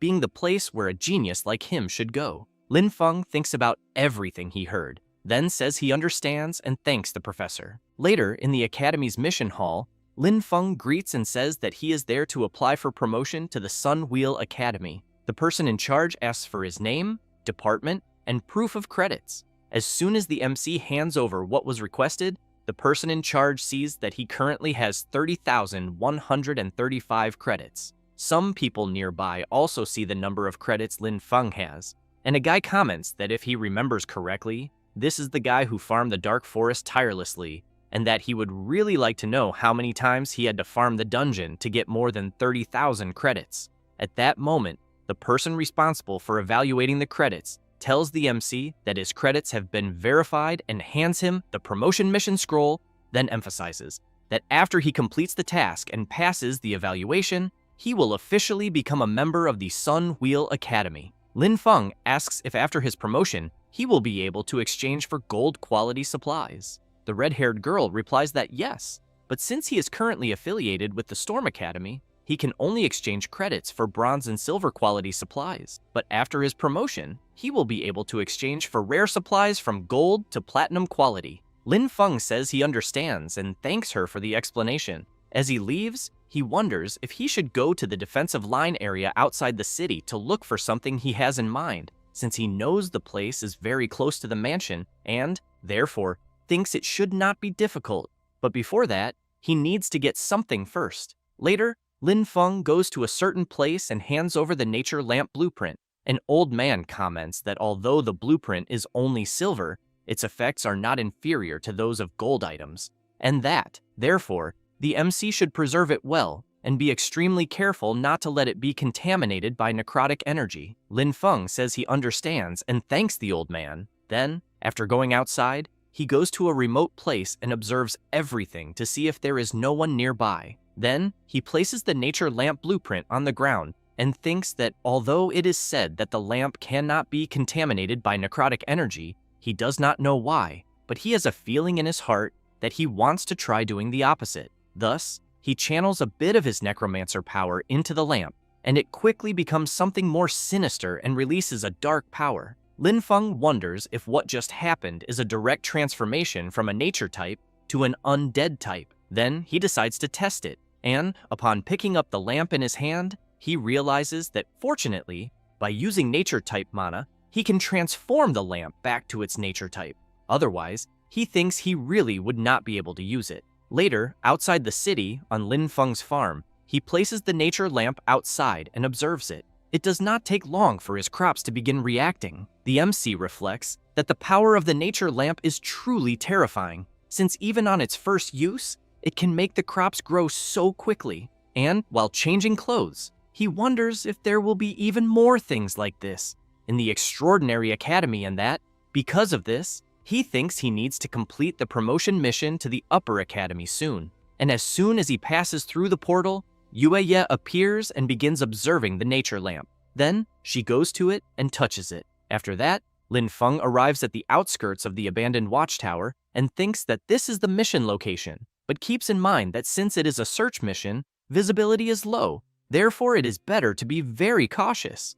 Then he notices some footprints and wonders if someone has been there recently. Lin Feng crouches down, runs his finger over the ground, and, upon observing, wonders who could have passed through there. But soon he hears a noise and looks up. Two guys are at the top of the watchtower, and one of them tells the other to go slowly because the young master said that they must get the item before Lin Feng arrives and make his mission fail. The other guy laughs and says that he found what they were looking for, but then he tells his partner to speak quietly because he thinks Lin Feng might appear at any moment. The other guy asks what his friend is afraid of, because when the time comes, they can just use fire magic to burn the thing. Then he grabs the item and throws it backward and emphasizes that as soon as the item is destroyed, the MC's mission will be cancelled. However, little did they know that Lin Feng was under the watchtower and ended up catching the thrown item. The MC laughs, calls out to the two guys, and asks if they think he should thank them. The two are in disbelief that the boy was already there,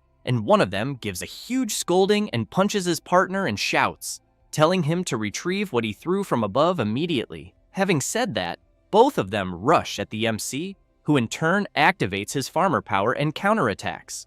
Quickly, the two guys are bound by vines, and Lin Feng comments that he thinks they should at least give an explanation. After that, and later on the MC's farm, he is furious, thinking that he did not expect it to be that guy again, because he fears that if this continues, he will be exposed sooner or later, and because of that, he thinks he needs to come up with a solution as quickly as possible. Then, he becomes very surprised by what he is seeing, since Yueye is holding the nature lamp in her hand and giving orders like a general. The summons are cultivating, plowing, and doing the heavy work. Lin Feng rubs his eyes to see if he is seeing correctly, and once he realizes that he is not crazy, he becomes excited, thinking that everything is completely automated. Meanwhile, in Haru's room, a guy arrives informing his master that they sent people to search the watchtower, but that after some time they had no more news and only found traces of their mana at the location, so he thinks there is a high probability that they were eliminated. Haru throws a heavy punch at the wall and calls everyone he hired trash, since they cannot even handle something so simple. And when thinking about Lin Feng, he becomes even more furious.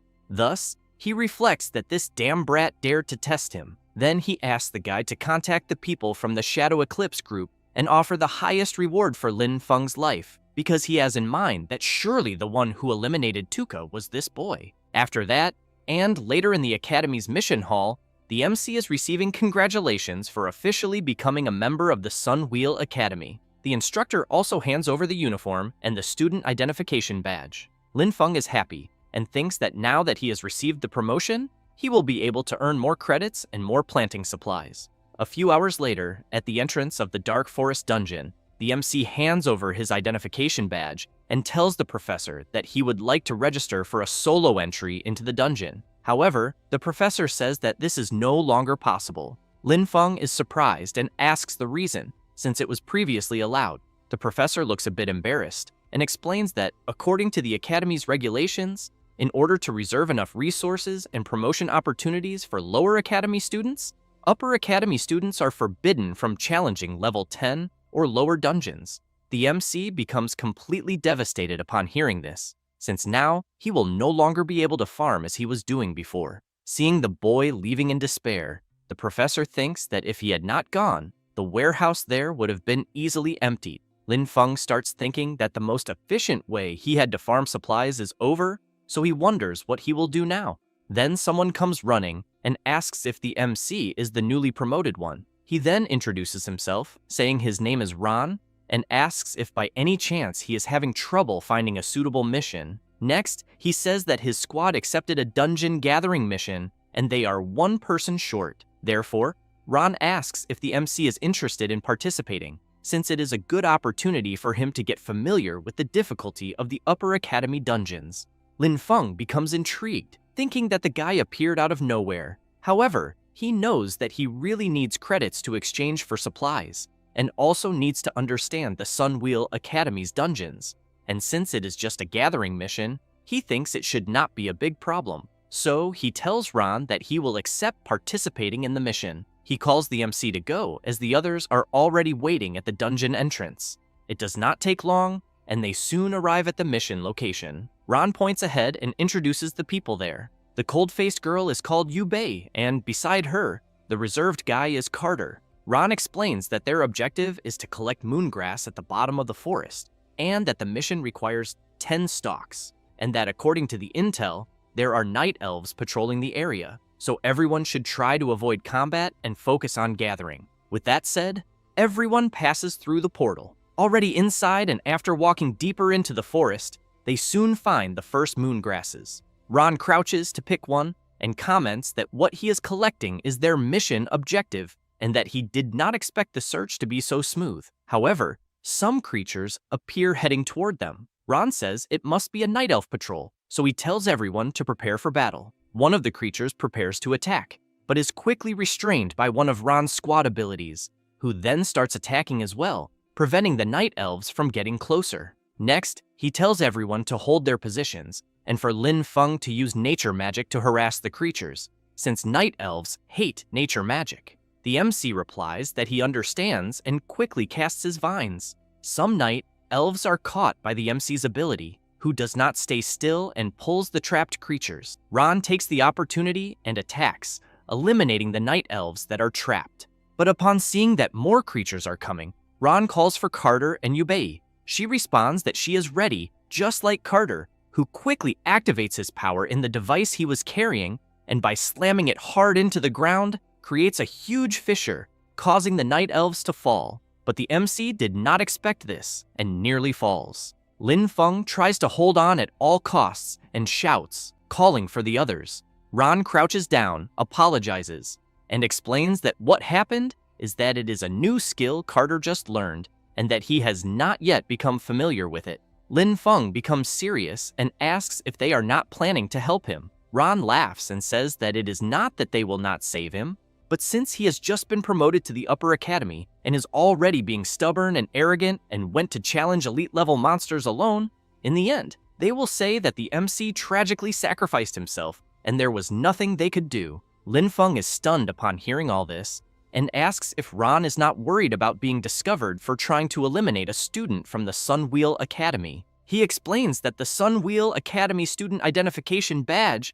has undergone special processing and can record powerful magical energy, and that after eliminating him, they would take his identification badge to record the elite monster's magic. Lin Feng remains shocked and asks if there is really no other way for them to find out what actually happened there. Ron says that they have done this many times, and that they are already at a professional level. The MC replies that he understands and then lets go of the rock and begins to fall. Ron comments that, knowing he could not resist, Lin Feng voluntarily jumped to have a quick death. However, right after that, he becomes completely terrified by what he is seeing, as the MC managed to get out of the pit with the help of his summons and asks if they are ready to face his legion. With that, he summons his troops and completely surrounds Ran's group. Yueye makes a little heart for them, but then unleashes her powerful water attack on them. Ran is badly injured and, as he tries to get up, asks if Lin Feng is actually a necromancer after all. The MC asks if those will be Ran's last words.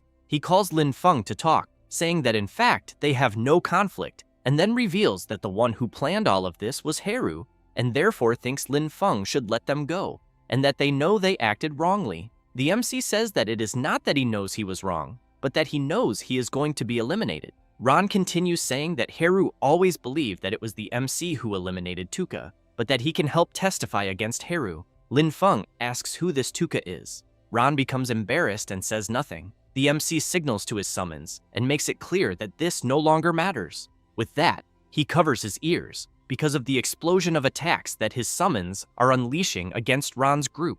Completely defeated, Ran, with the rest of his strength, says that he curses the MC to have a horrible death. Lin Feng steps on his face and emphasizes that his good days are only just beginning. With that, he turns his entire team into his summons. Then, the MC wonders whether undead transformed from humanoid creatures naturally possess higher intelligence than other creatures.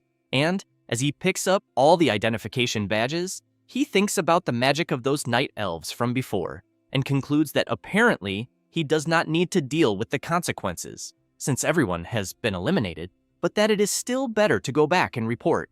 Then he walks toward the portal to leave the dungeon, but when trying to leave, he is surprised, as something is preventing him from exiting. Lin Feng observes the portal and soon sees the system notice, informing that the special item, Pasture of Regret, has taken effect, and that before the dungeon is cleared, the exit cannot be opened. In addition to the fact that in the dungeon where the MC is, all his attributes have increased by 200%. At that moment, a sinister creature appears in the middle of the forest and charges straight at the MC, who is immediately very surprised by what he is seeing, as a huge man riding a large horse has just arrived in front of him. Lin Feng becomes thoughtful, but soon calls his new summons and reflects that it should not be that difficult to deal with this. With that, he orders his summons to attack. Ran quickly charges forward and strikes the huge horse. Then, Carter prepares his power and launches it.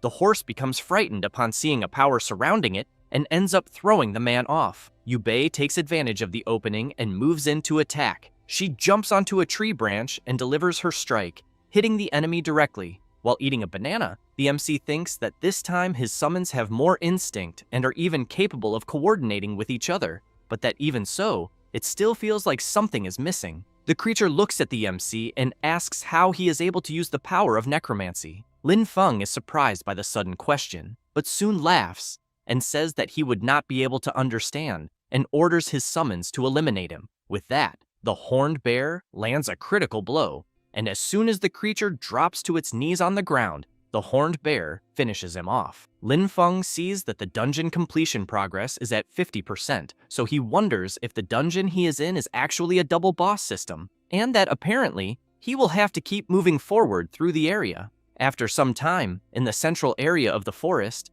the MC keeps running until upon reaching a certain place, he is surprised as he stands before a kind of dark altar. At that moment, a night elf appears asking why the MC dared to step on sacred ground. He asks how she is able to speak his human language, and if she does not answer, he will start the fight right away. This is the Guardian Shaviu, level 18, who remains silent without answering the MC's question, but prepares her power and attacks. Lin Feng receives a system notification informing that he is entering combat mode and that the Spore Domain effect is active, and all Shadow-type units that are not undead suffer Spore erosion damage every 3 seconds, and that the decay effect stacks, and the MC has already accumulated the effect of past regret.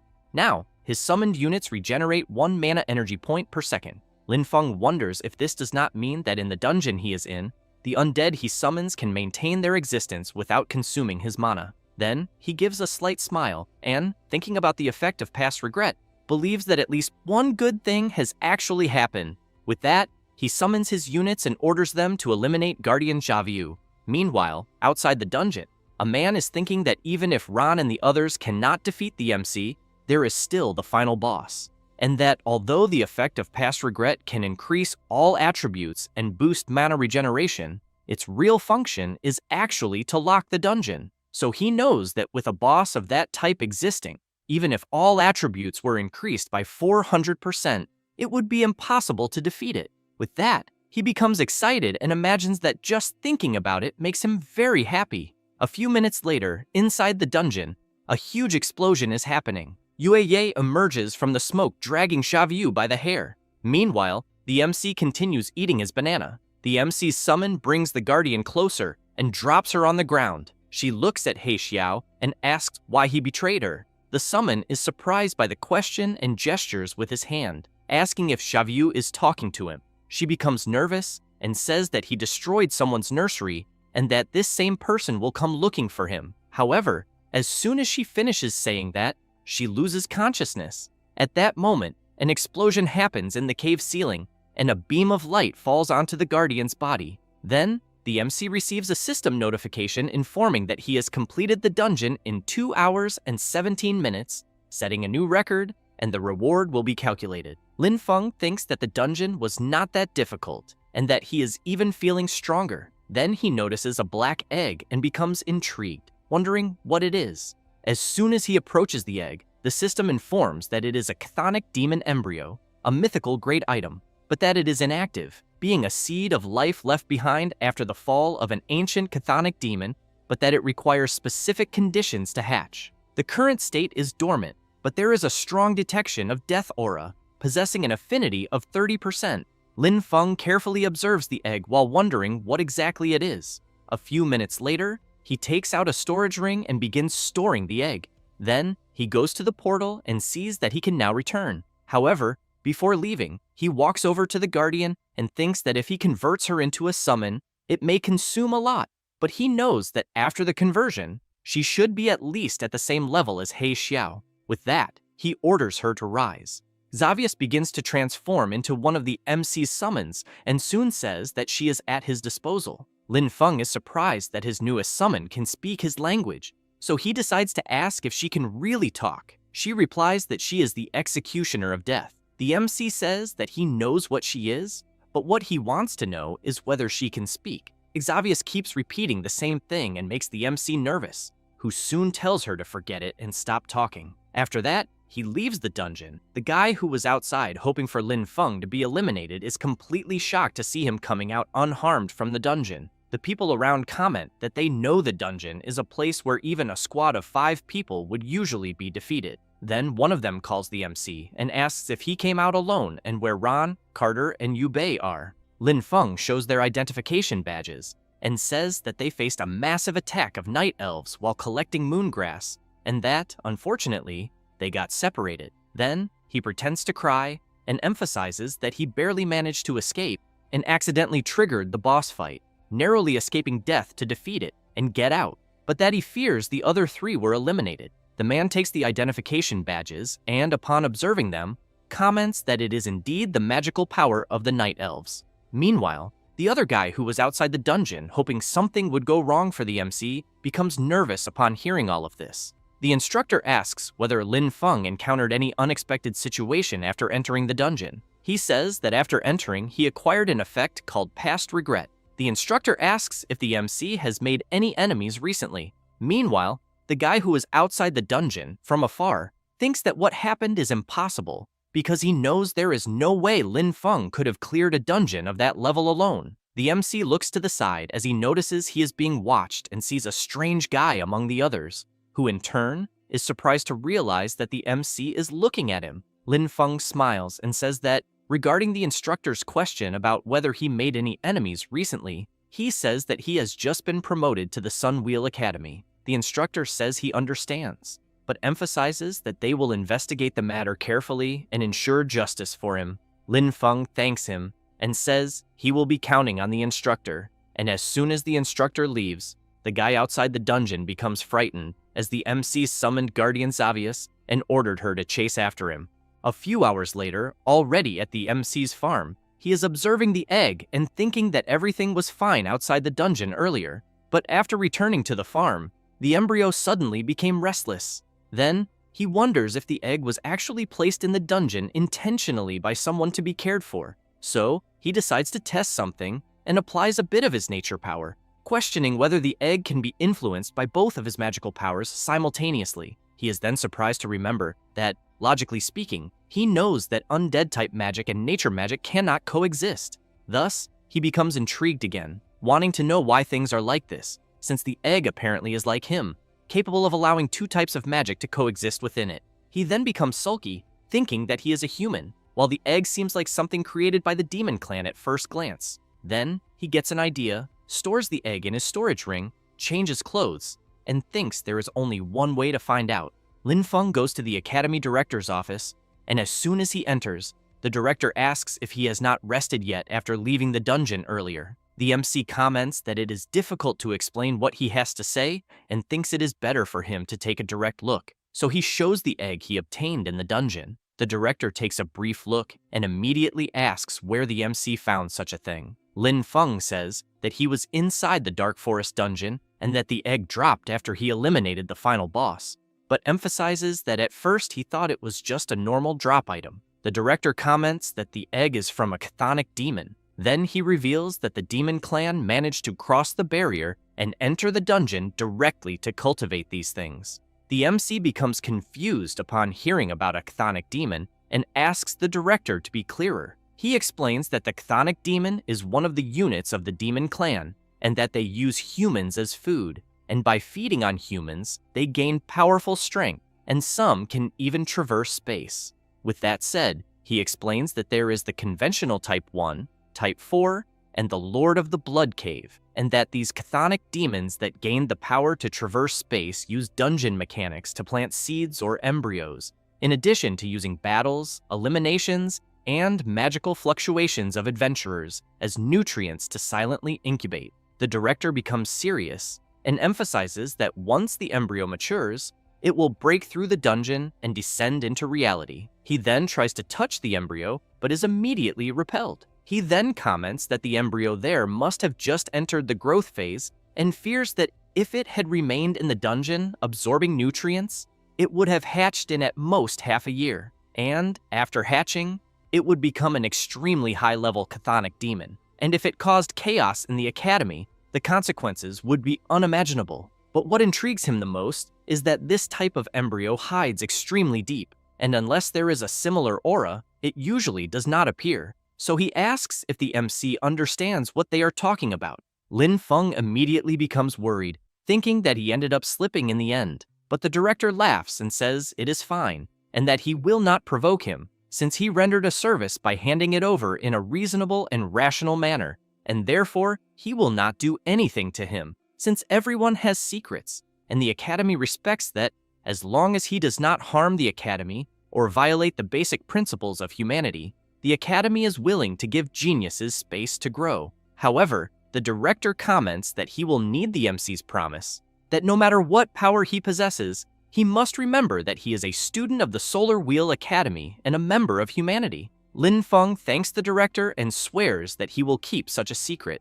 Thus, the director stands up and pats the MC on the back a few times while saying that this is how it should be said. Then, the director takes a territory flag and explains that it is a reward for delivering the embryo and also an investment in his potential, and that if he plants it in a place the MC trusts, the flag will be able to deploy a primary territory barrier with a radius of 500 meters and can achieve a certain degree of terrain modification. As soon as Lin Feng takes the item in his hand, he is completely amazed at feeling the incredible power of the law and comments that his farm needed exactly something like this. The director tells the MC that if there is nothing else, he should go back and rest first, as he will send someone to take care of the matter they discussed. However, before Lin Feng leaves, the director says that there will be a freshman exchange meeting in the Academy Auditorium in 3 days, and that the MC can go meet some classmates. And also that a mentor from the Nature Department presented a very interesting topic before going to the front line for work, about plant cultivation and hybridization. Lin Feng looks at the flag and starts thinking about hybridization, since he has in mind that before he simply placed undead and plants together, but he wonders what would happen if he fully hybridized them. After that, already the next day at the MC's farm, he goes to a spot on his farm and places the territory flag on the ground. It does not take long for a powerful energy to emerge, which leaves Lin Feng quite surprised and thinking that after using the territory flag, the concentration of nature magic around is increasing. But when observing his summons, he notes that only they and the hybridization are really difficult to deal with. Then he senses something strange and, looking to the side, wonders if something happened where Xavius is. Meanwhile, in Haru's room, he is thinking that the people he hired were a bunch of trash, since they could not even solve the problem of a brat who had just been promoted. But he soon becomes nervous and thinks that he cannot wait any longer, since they also found clues related to the investigation at the Solar Wheel Academy, and he fears that if they discover that he eliminated Tuka, things could get out of control. Thus, he goes to a steel door and activates it to open. Haru starts going down the stairs and goes to a sinister altar with a bizarre demonic statue. Then, he takes a knife and makes a cut on his own hand, and as soon as he lets some of his blood fall onto the altar, the statue releases a dark power and comments that he had said before for Haru not to bother him if there was nothing else to do. Haru becomes timid, but tells the great Gladiusa that his humble servant prays for guidance, since that anomaly called Lin Feng is destroying his master's seating plan, so he wants to know how he should proceed. Gladiusa emphasizes that those who delusionally want to change fate will eventually be punished by him, and that he will send someone to resolve the problem. Haru thanks his master, but asks him to do it quickly, otherwise he fears the worst. Gladiusa becomes angry, attacks Haru, and makes it clear that he is not to make requests. Haru is hit directly and thrown back violently. After the connection with his master is cut, Haru, completely injured, becomes angry, thinking that everything that is happening is Lin Feng's fault, but he does not realize that Xavius is spying on him from within his own shadow. Later, at the freshman exchange meeting in the Academy auditorium, the MC is bored and thinking that he should not have listened to the director's nonsense. Then, he wonders if the time he is wasting there would not be better spent researching hybridization at the farm. Until, when he grabs something to eat and tries it, he thinks that in the end, something good might come from this meeting. At that moment, a guy approaches the MC wanting to know if he is the student Lin Feng. The MC, while eating, nods and answers yes. The blonde guy comments that he heard Lin Feng cleared the Dark Forest dungeon alone, so he wants to know if he can ask for advice. The MC thinks that the guy in front of him is quite strange, because he knows that clearly everyone around would avoid him, but even so, he deliberately came to talk. So he apologizes, and, pretending to be sad and crying, says that he really does not want to talk about these matters, because 3 allies were eliminated in the dungeon. The blonde asks Lin Feng not to be sad, and says he is sorry for bringing up his sad past, but that he will ask again later. However, he becomes intrigued, wondering if the MC is really the person that Master Gladiusa asked to eliminate, since he thinks he does not seem like much. Seeing the guy leave, Lin Feng becomes intrigued by this sudden interaction. Later, in Haru's room, he is thinking that Iron Lion Duke, the mentor of the nature department, and Gladiusa have already been notified, but he wonders why he still feels his heart uneasy about something. At that moment, a dark energy appears, saying that Haru feeling uneasy is correct. He turns to see who it is, and sees Lin Feng and Xavius. The MC approaches, showing one finger, and asks what number Haru is seeing. He answers that it is the number 1. Thus, Lin Feng grabs Haru and prepares to throw his punch, while saying that he is right. With that said, he lands a punch right in the middle of Haru's face and makes it clear that he had been tolerating him for a long time. Haru is violently thrown against the wall. He tries to get up, but first wants to know how the MC managed to get in. Lin Feng becomes serious, tells Haru to shut up, and asks if the events that happened in the Dark Forest dungeon were his doing. Haru starts trembling with anger, calls at the MC a bastard, and says he cannot believe that he dared to punch his face. And as soon as he stands up, he begins to release a strange dark energy. Then he activates his forbidden technique of the Demon Clan, Flesh Sacrifice, and transforms into a huge creature with tremendous power. Lin Feng, seeing that Haru used a forbidden technique of the Demon Clan, wants to know if he is some kind of demon spy. Haru laughs and makes it clear that he has always been a faithful devotee of Gladiusa. The MC becomes intrigued and comments that, in the end, Haru serves the 7th Demon King. He becomes nervous and immediately wants to know how the MC dares to pronounce his master's name directly. Thus, Haru charges forward, but Xavius steps in front and blocks the attack. Haru tries to break Xavius's defense, but ends up getting injured in the process and cannot. She comments that his power has strong corrosiveness. Meanwhile, the MC is thinking that originally he only wanted to probe Haru, but now things have become complicated. Xavius prepares her scythe to attack, but Haru starts shouting, saying that he was worried about how he would deal with the MC and did not expect him to show up at his door. Lin Feng channels some of his power into his hand and thinks that at the moment, the only way is to take advantage of Haru's distraction and eliminate him quickly. Then, he makes a movement with his other hand, and the rest of his summons appear. Haru comments that Lin Feng, in the end, is quite troublesome, since he possesses undead magic. Thus, he thinks of Tuka and reflects that his sacrifice was not in vain, as they truly caught a genius of the human race. He Xiao cannot hold back and lands a direct hit on Haru.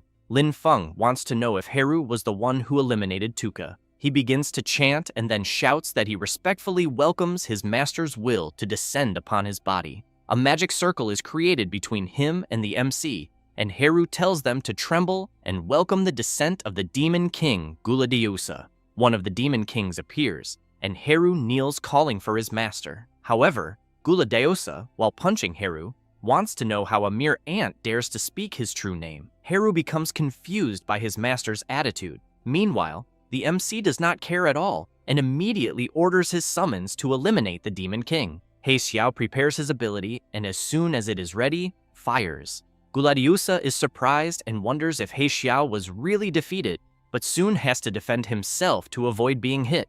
Guladiusa looks at Haru and thinks that since the summoner is very fragile, his mana cannot sustain the defensive formation. Thus, he extends his arm toward Haru and begins to absorb the power he gave him. After completely taking his life energy, he comments that now he can fight the MC for real. Lin Feng has in mind that even if all his summons appear together, he thinks they probably will not be a match for Guladiusa, and that, because of that, he knows facing him head-on is definitely not a wise move. Then he looks at Haru's weakened body and at the summoning magic circle he created and gets an idea of what he can do. Next, the MC calls Guladiusa a foolish member of the demon clan, and comments that, since he knows he is a necromancer, he found the duel challenge interesting. With that said, he orders his summons to attack. Guladiusa asks if this is how a mere human tries to provoke him, because if it is, he finds it pathetic, then launches his attacks. Xavius prepares her skill, as does Yue,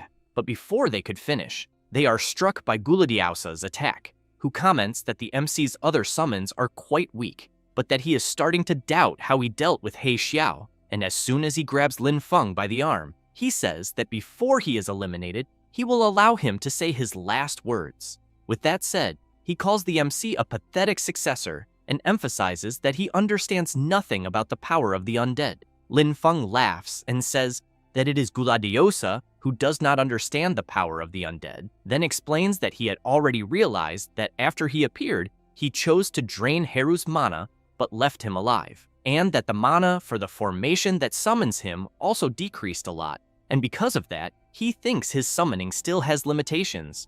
With that said, he makes it clear that he definitely bet correctly, since he bet that if he turned Haru into one of his summons, something would happen to him. As the summoning is undone, Guladiusa calls the MC a damned brat and swears he will never forget him. As soon as the Demon King disappears, Lin Feng thinks he will be waiting eagerly. A few minutes later, some people arrive at the place and, while hidden, want to know what just happened. The MC notices their presence and immediately runs away to avoid being discovered.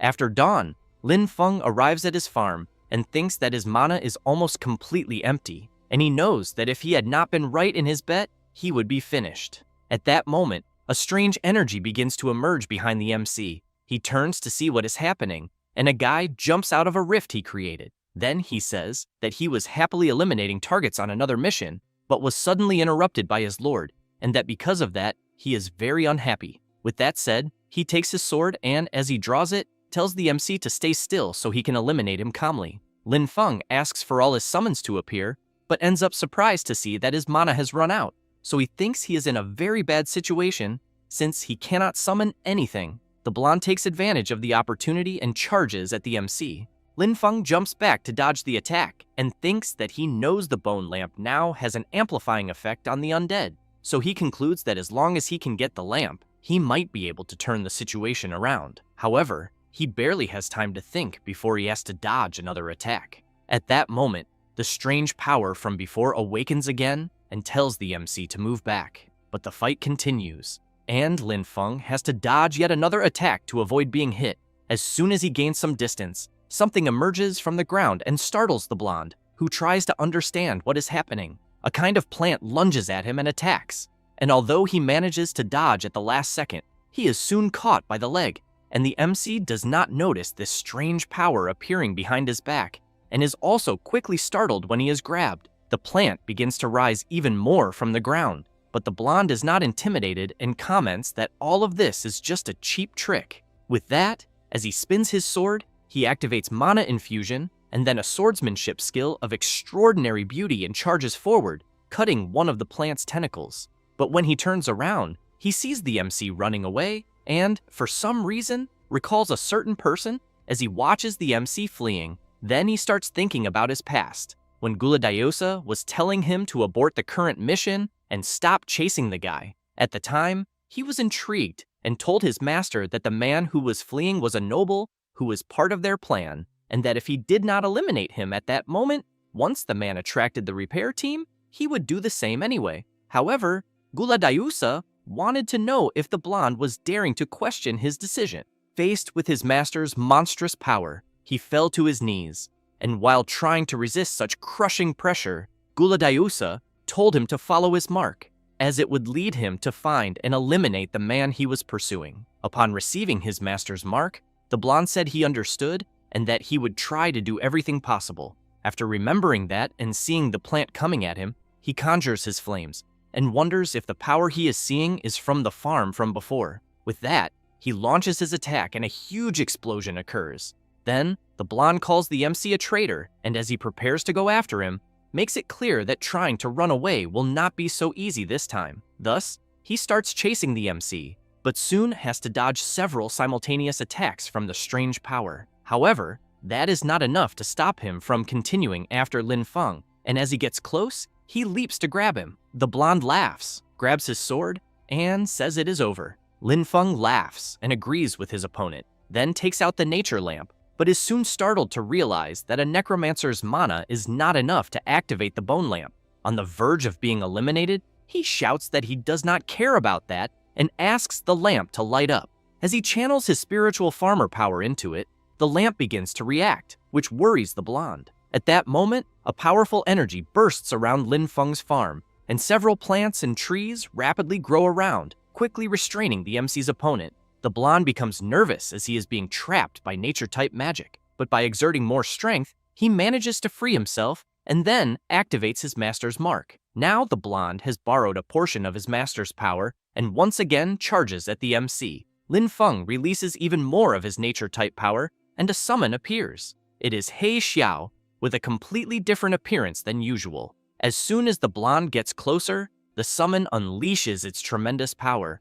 A clash of abilities occurs, and immense power echoes throughout the area, but due to the overwhelming strength of the MC's summon, it completely shatters the blonde's sword and quickly prepares again. The blonde is shocked upon realizing that the new summon is actually He Xiao. Lin Feng orders his summon to end this once and for all. He Xiao charges forward, grabs the blonde's head, and without any mercy, completely eliminates him. Very exhausted, the MC falls to the ground, then lies down and thinks he has reached his limit, and soon after, faints, and He Xiao watches him and the nature lamp. Then, the MC's summon takes a deep breath and returns to its undead form. Elsewhere, far away, a caravan is marching. Inside the carriage, two men are talking, until at a certain point in the conversation, one of them finds something strange and looks out the carriage window to see what is happening. A strange nature-type power appears, surprising everyone, and this power enters the carriage and soon leaves.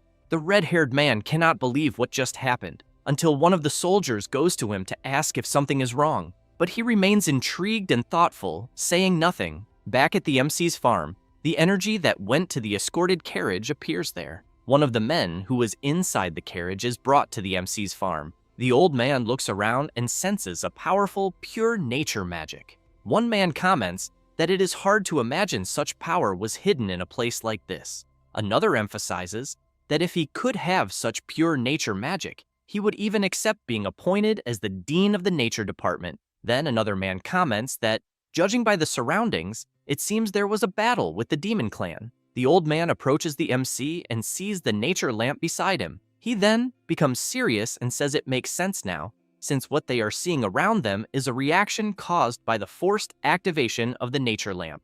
With that, he kneels down and begins trying to heal the MC. Meanwhile, Lin Feng is in a completely different place, wondering if he is inside his own consciousness. As he looks at a core, he realizes that everything around it feels gentle and soft, and that it might be his own power. Then he looks to the other side and sees another core, and as he tries to touch it, he wonders if it could be the Necromancer power, but he is soon repelled by the core, which leaves him quite intrigued, trying to understand what is happening and whether the Necromancer power is actually not under his control. At that moment, something begins to happen in the core, and it starts taking shape, and suddenly, He Xiao appears, and the MC asks if he did not die. He Xiao replies that he did die, but makes it clear that thanks to the MC, he was able to understand the true meaning of death. With that, he begins to release a strange energy and advances toward Lin Feng. Then he grabs him, and the MC starts shouting, saying he cannot break free. He Xiao laughs and says he will eliminate him to take his body, and that when that moment comes, he will be reborn once again. However, something strikes He Xiao's back, and he turns around angrily, asking who dares to interrupt him. A strange plant tentacle appears and strikes his back again, and without stopping, keeps attacking He Xiao, who is soon forced to drop the MC to the ground to defend himself. He becomes furious upon realizing that what is attacking him is a type of nature power. Then, he grabs Lin Feng again and slams him hard onto the ground, and something happens to both of the MC's powers, causing them to separate for a few moments. But it does not take long before they come back together. Then Lin Feng slowly opens his eyes and thinks it was close. And since there was little Necromancer power, he did not think He Xiao had enough power to go any further. However, he realizes that He Xiao inside his consciousness was hidden within the undead magic, and that he is actually a hidden danger. Then, as he looks to the side, he hears an old man commenting to the others that he checked the MC and that he severely overexerted his mana and suffered slight internal shocks to his organs.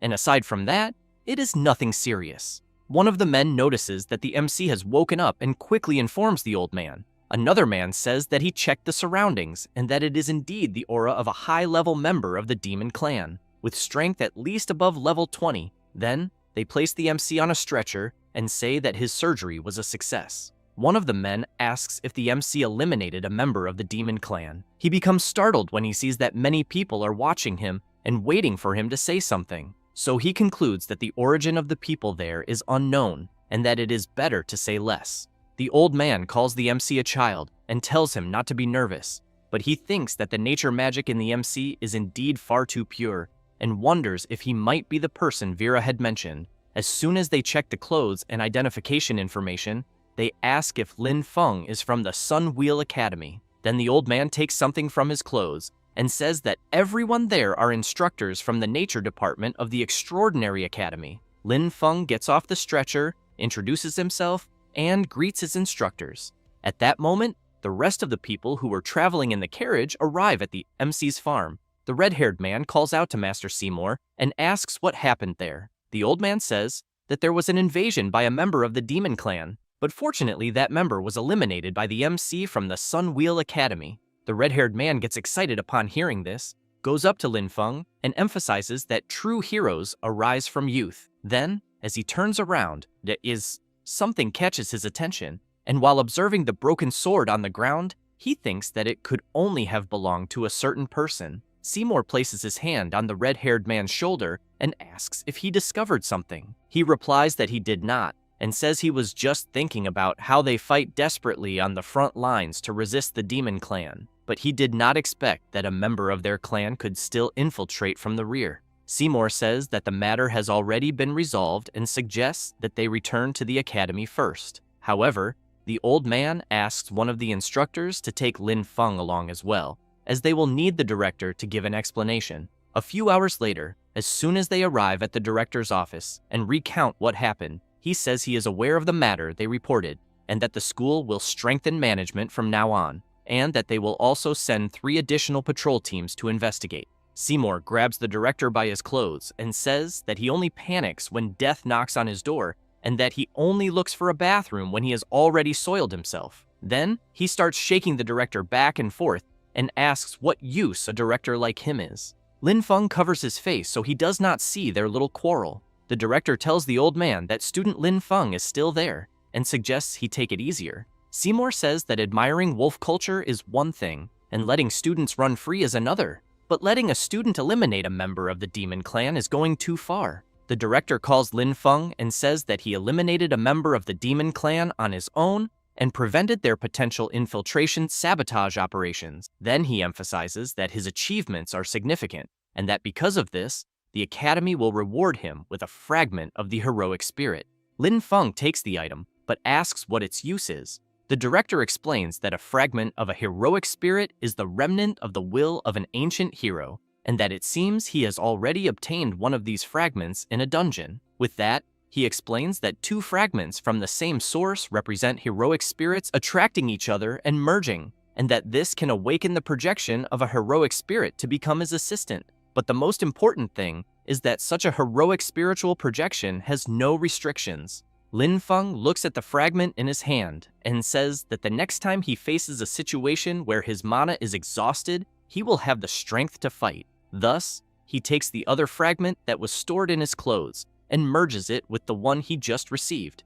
Immediately, a projection of a heroic spirit is created, and this projection kneels and introduces himself, saying that he is General Guan Yu and that he greets his summoner. The director becomes intrigued by the projection he is seeing and soon wonders who he is. Then, he begins to search for information in a book, and when he finds nothing, he becomes even more intrigued, wondering why the heroic spirit that just appeared there is not in the history books. A few hours later, still in the director's office, after the spirit makes some demonstrations, Lin Feng approaches the spirit and orders him to return. Then he goes to the director and Seymour and thanks them both. As he leaves the director's office, the old man calls out to Guo Ding and says he needs to take the MC with him, since the purity of his natural mana is something he has only seen once in his life, and he believes that with some cultivation, he will certainly achieve greatness in the future. The director takes a deep breath and asks Seymour to let Lin Feng choose for himself. Meanwhile,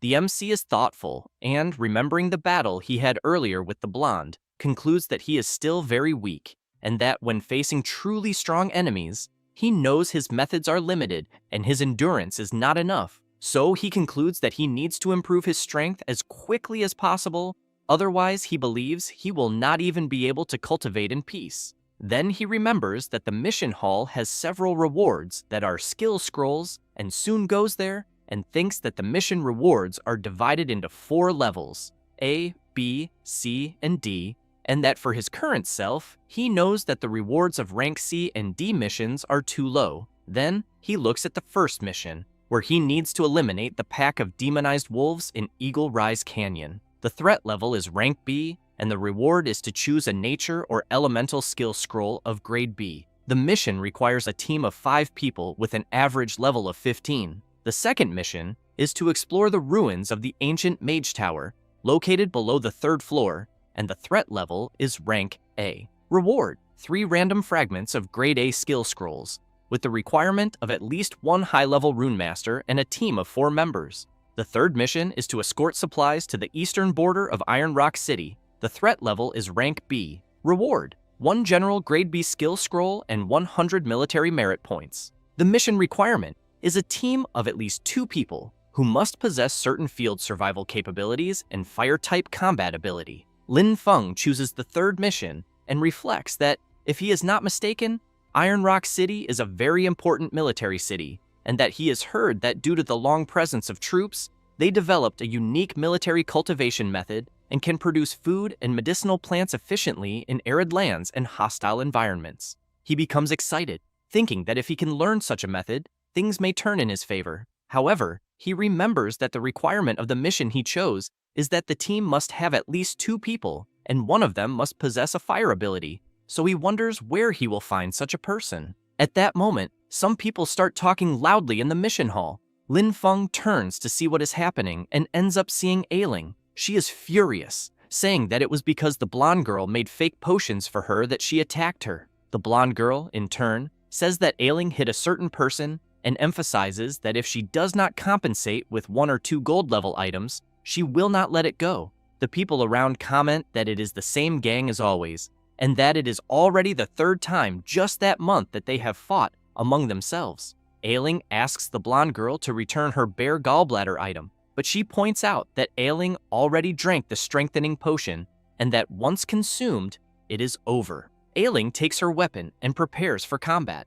The blonde girl asks if Ailing really has the courage to pick a fight and calls on everyone around to see how irrational she is being. Meanwhile, Lin Feng is paying attention to how this conversation will unfold. At that moment, the blonde girl points at Ailing and asks everyone around to look at her and says that she entrusted her with making a strengthening potion, but after drinking it, she refuses to acknowledge the debt. With that, she emphasizes that Ailing insists that she diverted her materials. Then the MC appears saying that the blonde girl diverted money. She observes Lin Feng carefully and then asks if he is from the Sun Wheel Academy, but points out that he can eat without caring about what he sees. However, he cannot speak without caring about what he sees, since she worked very hard. Lin Feng channels a bit of his nature power, and the blonde girl becomes startled, expecting to be attacked. Then, she becomes confused when she sees that Lin Feng did not attack her, but instead, he made a cut in the pouch she is carrying, and Ailing's bare gallbladder comes out. The people around comment, upon seeing Ailing's item, that the blonde girl was indeed scamming newcomers. She becomes nervous, points her finger at Ailing, and shouts, saying that this time a senior student from the Sun Wheel Academy defended her, but swears that next time she will not be so lucky. However, as she tries to leave, the MC stops her and then asks her to return the bare gallbladder. As soon as he gets the item, the MC asks if it is the same bare gallbladder from last time. Ailing answers yes, and says she was saving it for him, but after losing to him last time, she felt a bit reluctant and thought about turning the item into a potion to improve herself. Lin Feng throws the item to her and makes it clear that he had said he gave it to her, since the improvement from the bare gallbladder for him is not as great as he imagined. Ailing becomes happy and thanks the MC for his generosity. He says she does not need to be grateful, but if she still really wants to thank him, she should help him find someone who has fire-type ability. However,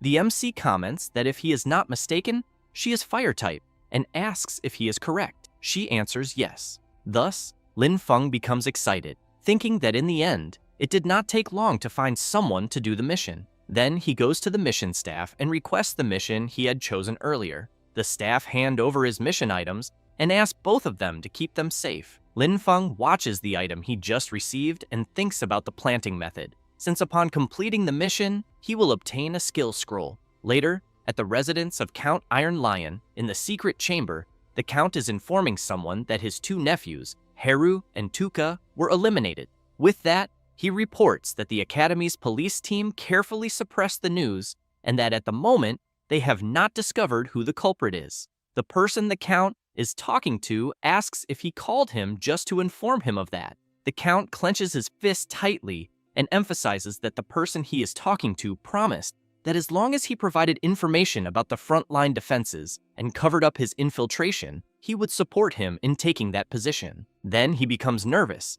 and says that now, because of the defeat in the war, he has already been demoted from Duke to Count because of that old thing. Then he emphasizes that his military power was destroyed, his fief was reduced by half, and at the moment he could not even protect his 2 nephews. So he asks where the help that was promised to him is. The mysterious person makes it clear to the Count that the situation on the battlefield is quite unstable and that they also suffered losses. But regarding the deaths of the Count's nephews, he thinks that it is their incompetence, since if the Count had sacrificed Haru and Tuka together according to the initial plan, he asks whether things would have reached this point. The Count tries to argue something, but the person he is talking to raises his hand, interrupting him, and the Count becomes frightened. Then the mysterious person emphasizes that Guladiusa only wants results. The Count says that since he opened the back door for them on the battlefield, that old thing has been watching him, so he asks how else they expect him to help. The shadow makes it clear that this problem is the Count's and tells him not to forget it. Then he gets very close to him and emphasizes that the group from the nature department cannot save him. The Count is left speechless, thinking that he is in a very problematic situation. The creature turns around and leaves, saying that if the Count continues trying to rely on the power of the nature department to break the curse, it will only cause him to be eliminated faster. He says that and leaves. The Count, quite frightened, thinks that they have a project in Iron Rock Town and that he needs to remember to transfer the garrison when the time comes. The very next day, on the mountain road to the city of Iron Rock Town, Lin Feng is traveling with Ailing to carry out his mission when something catches Ailing's attention, and as soon as she turns around, she sees a huge shadow wolf right behind them. She does not feel intimidated, grabs her weapon and charges at the beast. It does not take long, and Ailing easily defeats the shadow wolf. However, she finds something strange and comments to the MC that she thinks something is wrong, since it is already the third creature they have eliminated in less than an hour. Lin Feng asks why she thinks that. Ailing explains that Iron Rock Town is an important military center and that there are regular troops for clearing and patrol in the area. Having said that, she emphasizes that under normal circumstances, in an area close to the main road like the one they are on, even demonic wolves, much less large wild beasts, are rare. But at the moment, since they entered that mountainous area, they have already encountered 3 waves of attacks, which is very abnormal. Lin Feng crouches down, placing his hand on the ground, and activates his power to see if he can discover something. Then he stands up and says that the plants around did not detect any anomaly, but points out that regardless of that, they need to pick up the pace and try to reach the outskirts of Iron Rock Town before it gets dark. Having said that, both set off at full speed. A few hours later, on the outskirts of the city, Lin Feng is quite surprised, wondering if what he is seeing are the suspended terraces, because if so, he thinks it is truly something spectacular and that he will take care of the planting method. But Ailing asks him to wait a moment and comments that the surroundings are too quiet, since this is an important military center. Therefore, Ailing asks Lin Feng to prepare for combat, and that they will need to advance cautiously. As they walk a bit further, they pass through an alley and come across an armed man lying on the ground. Lin Feng touches the man and realizes that he is dead, and as they walk a little more, they see several soldiers lying on the ground. Ailing is intrigued, wondering how this could be happening, since in Iron Rock Town, there is a garrison of 3,000 men and a defensive formation, until she is surprised by something. As she is seeing some creatures from the demon clan around a type of altar, Lin Feng does not like this at all, and while they watch from a distance, the demon clan creatures begin to do something at the altar. Ailing comments that she thinks they are setting up some kind of magical formation and that she cannot let them finish, so she emphasizes that she will distract them for the MC to take the opportunity to destroy the altar. Lin Feng places his hand on her shoulder and says that the creatures ahead are all members of the demon clan and are around level 35, so he asks how she plans to distract them. Ailing becomes thoughtful about it, until the MC turns upon noticing some attacks coming from behind. He quickly pulls Ailing so they are not hit, and as they take shelter in a corner, the creature's attacks collide with the ground and a huge explosion occurs. Then more members of the demon clan appear and shout that there are humans there and that they must eliminate them. One of the creatures kneels and launches several attacks. Lin Feng grabs Ailing by the arm and immediately runs with her so they are not hit by the attacks, until Ailing becomes quite frightened when she sees an attack approaching them. Lin Feng looks back, releases her, and steps in front of the attack, blocking it with his power, then asks Ailing if she is okay. She is impressed by his courage, but soon they are attacked and thrown away. The members of the demon clan approach them. Ailing grabs her weapon and channels her flames into it, but becomes intrigued when she sees that her power has disappeared. Lin Feng observes his power as well, and comments that apparently the mana there cannot be channeled, and fears that the formation they saw earlier probably has a mana sealing effect. And upon taking the fragment of the heroic spirit, he realizes that he is also unable to perform summons of that type. At that moment, one of the demon clan members asks if the MC likes their anti-magic formation, since only demonic energy can be used there. Having said that, they begin to move even closer to Ailing and Lin Feng. The MC reflects that, strictly speaking, he knows that undead magic does not belong to the conventional magic system, but even so, the evil is there. However, if he uses his undead magic, he thinks he will definitely be exposed, and that, because of that, the only option left is to flee, until Ailing calls out to the MC and says that she will hold back as many Demon Clan creatures as possible, and that he should take the chance to escape and head east to Changfeng Fortress to ask for help. Lin Feng asks if she is really willing to sacrifice herself. Ailing clenches her fist tightly and replies that someone needs to return and report what is happening there in Iron Rock Town, besides that she lost to him in the last battle, and because of that, cannot let him look down on her again. Having said that, she grabs her weapons and shouts for the MC to go quickly. He watches her for a moment and then goes behind her and strikes a blow to the back of her neck. This way, she begins to lose consciousness and ends up fainting. The Demon Clan members ask if the MC had the courage to betray his own teammate just to have a chance to save his own life. Lin Feng places Ailing on the ground in a safe spot and explains that with what he did, he will not need to worry about her seeing him act. Having said that, he looks at the creatures and laughs. One of the Demon Clan members comments that elimination is very close, so he asks why he is still smiling. Lin Feng goes to his bag and takes out the Lamp of Nature. The Demon Clan creatures ask how the MC dares to use the Lamp of Nature in front of them.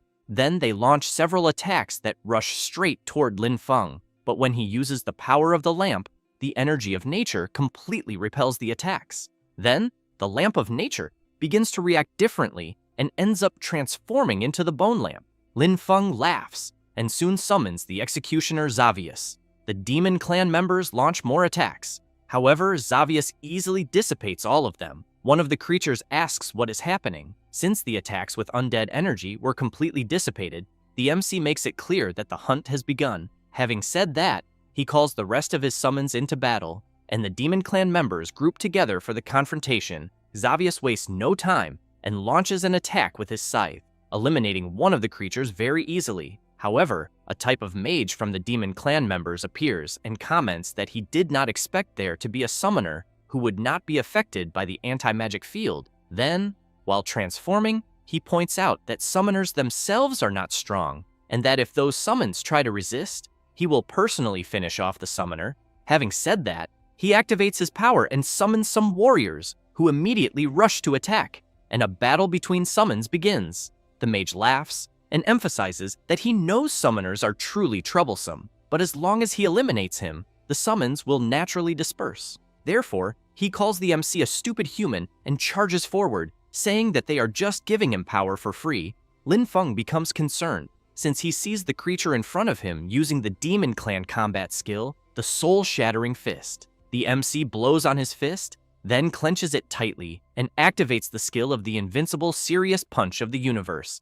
And as soon as the blows collide, a powerful energy echoes through the area, and the MC tells the creature to withstand his blow that contains 20 years of energy, and a massive explosion occurs due to the impact. Meanwhile, the summons are fighting each other. Lin Feng looks back, and his summons immediately stop fighting and wait for his command. The mage whom the MC was fighting stands up and, observing Lin Feng carefully, asks who he is. However, the MC asks why the Demon Clan is attacking Iron Rock Town. The mage calls Lin Feng a human insect and asks how he dares to interrogate him, because when Lord Guladeusa descends, all of them will become food? The MC becomes serious, thinking that once again, Guladeusa is involved.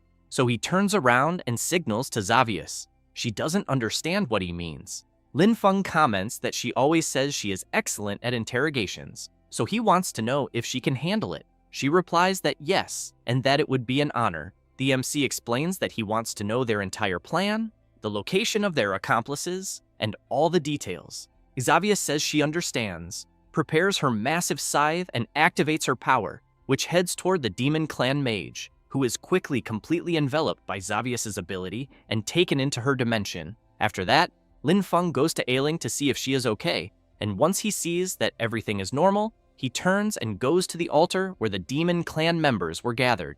Lin Feng carefully observes the core of power and reflects that, apparently, the natural mana in the surrounding space has been completely repelled. Then he wonders if it might be an anti-magic field. So, he decides to test it and soon brings his hand close to the core. A dark energy begins to react, and the MC becomes intrigued, wondering if it isn't possible to approach this using only physical force. Then he turns, calling one of his summons. Ron goes to his master, and the MC asks him to try to break the anti-magic field core. Ron channels his power, prepares his punch, and strikes the core directly, breaking it into several pieces. At that moment, a strange dark energy begins to react around the fragments of the core, and the anti-magic barrier that surrounded the city of Iron Rock is undone. Lin Feng looks to the side and comments that, apparently, there is no life aura, but thinks he should go back and check first who needs help.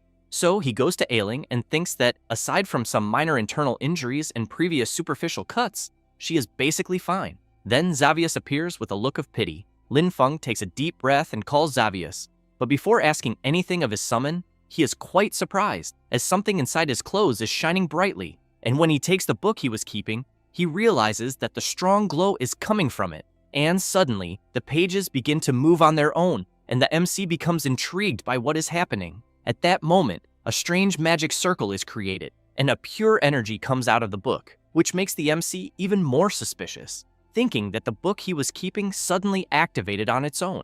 Then he concludes that, after the surrounding mana recovered, the book activated automatically. Lin Feng decides to store the book in his bag, and, upon hearing a noise, thinks it must be coming from the direction of the Demon Clan's battlefield. So, he decides to go there to see what is happening. It doesn't take long for him to arrive, and he is already faced with a chaotic scene. Then he sees a stone in front of him and notices some information on it.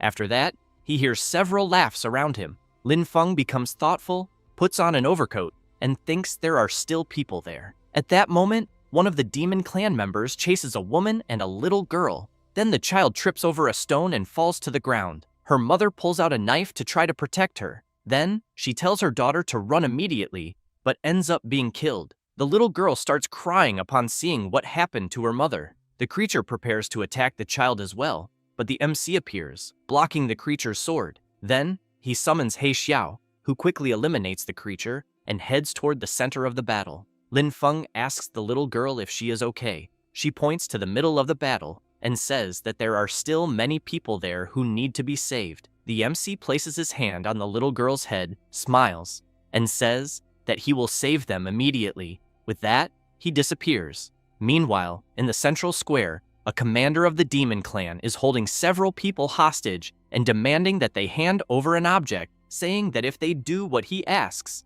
he will give them a chance to serve his master. A human warrior is among the hostages, but remains quiet, waiting for a chance to act. Then one of the Demon Clan creatures appears, informing that there is a person in a black cloak invading with a group of undead. The commander turns and comments that it is just a necromancer, and there is no need for much fuss, but tells them to keep an eye on the commander who is there among the hostages, as he will go after that necromancer. However, the MC's summons appear, eliminating several Demon Clan creatures at once. The commander shouts for them to eliminate the summons, but He Xiao approaches him and lands a tremendous punch, throwing him hard to the ground. The MC appears, and the Demon Clan creatures begin to look at each other and run away in fear. Lin Feng thinks that it is a good thing the creatures fled, as he is almost out of mana. Then he quickly turns upon hearing a strange noise and, together with his summons, goes to the group of people who were being held hostage. One of the commanders grabs his sword and asks if, by any chance, the MC is a necromancer. Lin Feng thinks that although he is a necromancer,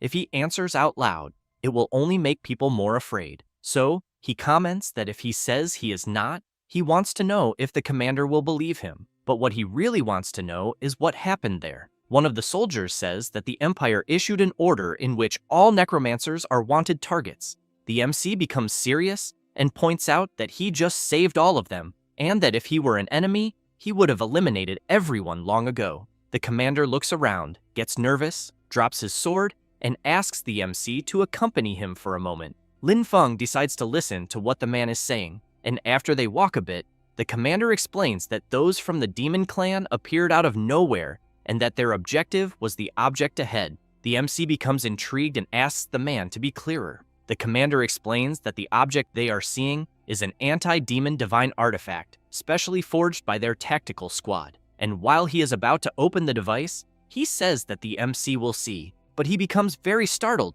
commenting that it was clearly there and that there is no way it could have disappeared. Lin Feng crouches down to observe and soon comments that there is no illusion or magic and that, in fact, the object was taken. Then, he senses something strange and shouts for them to wait, and something begins to come out of the bodies of the fallen warriors. The other warriors become frightened, asking what is happening. Then the ground begins to shake, and an energy rises to the sky toward a magic circle. The tremor becomes even stronger, causing the commander of the warriors to fall to the ground. After that, a sinister, dark energy begins to form in front of the MC, who comments that he is feeling a terrifying pressure and that he thinks not even the undead can withstand it, and soon asks what kind of existence is causing all of this. One of the warriors says that he has seen this type of summoning ritual on the battlefield once, and that, because of that, he thinks it can only be Gladiusa, and that he is about to descend. At that moment, something begins to come out of the portal, and as soon as it fully emerges, it comments that, apparently, one piece is still missing, and wonders if its power is also incomplete, but thinks it is still enough to fully project its power. Lin Feng becomes alert, watching carefully. The strange creature that has just appeared looks to the side and sees the MC standing there observing it. Then it laughs and comments that, so, it is the MC who is there. Lin Feng becomes confused, wondering if the creature knows him. Then the being releases a bit of its power and, laughing, calls the MC a cursed insect and says that it has been a long time. Then he asks how the MC dares to appear in front of him again. Lin Feng watches carefully until he realizes that the being who appeared is Gladiusa, one of the 7 demon kings. Gladiusa clenches his fist and then, while showing the middle finger to the MC, comments that last time he let him escape by accident, but this time he will use his most proud move to completely crush him. Having said that, he prepares his power and unleashes it around them. Both are surrounded by the Demon King's dimension. The soldiers around them are intrigued, trying to understand what the hell is happening, but they know that what they are seeing is Gladiusa's strongest ability, the Duel of Destiny. However, they wonder who he is fighting against, because from afar, it even looks like it is just a boy. And they also know this should not be happening, since Gladiusa's destiny power takes a long time to accumulate with each use. Lin Feng asks where they are, since just moments ago he was in the central square. Gladiusa activates his power, and a system message appears informing that the Duel of Destiny is about to begin, and that, during the challenge, both parties will have all their abilities restricted, being a challenge issued by Gladiusa to Lin Feng. The Demon King tells the MC to fear and tremble, as this is his proudest power, the disc that detaches destiny, and that the roulette will randomly select one of the MC's abilities as the subject of the duel, and the winner will claim all of the loser's destiny. Lin Feng becomes serious, trying to understand what is happening, but decides to ask Gladiusa to explain better. He tells the MC to stay calm, because no matter what is selected, he will crush him with absolute force.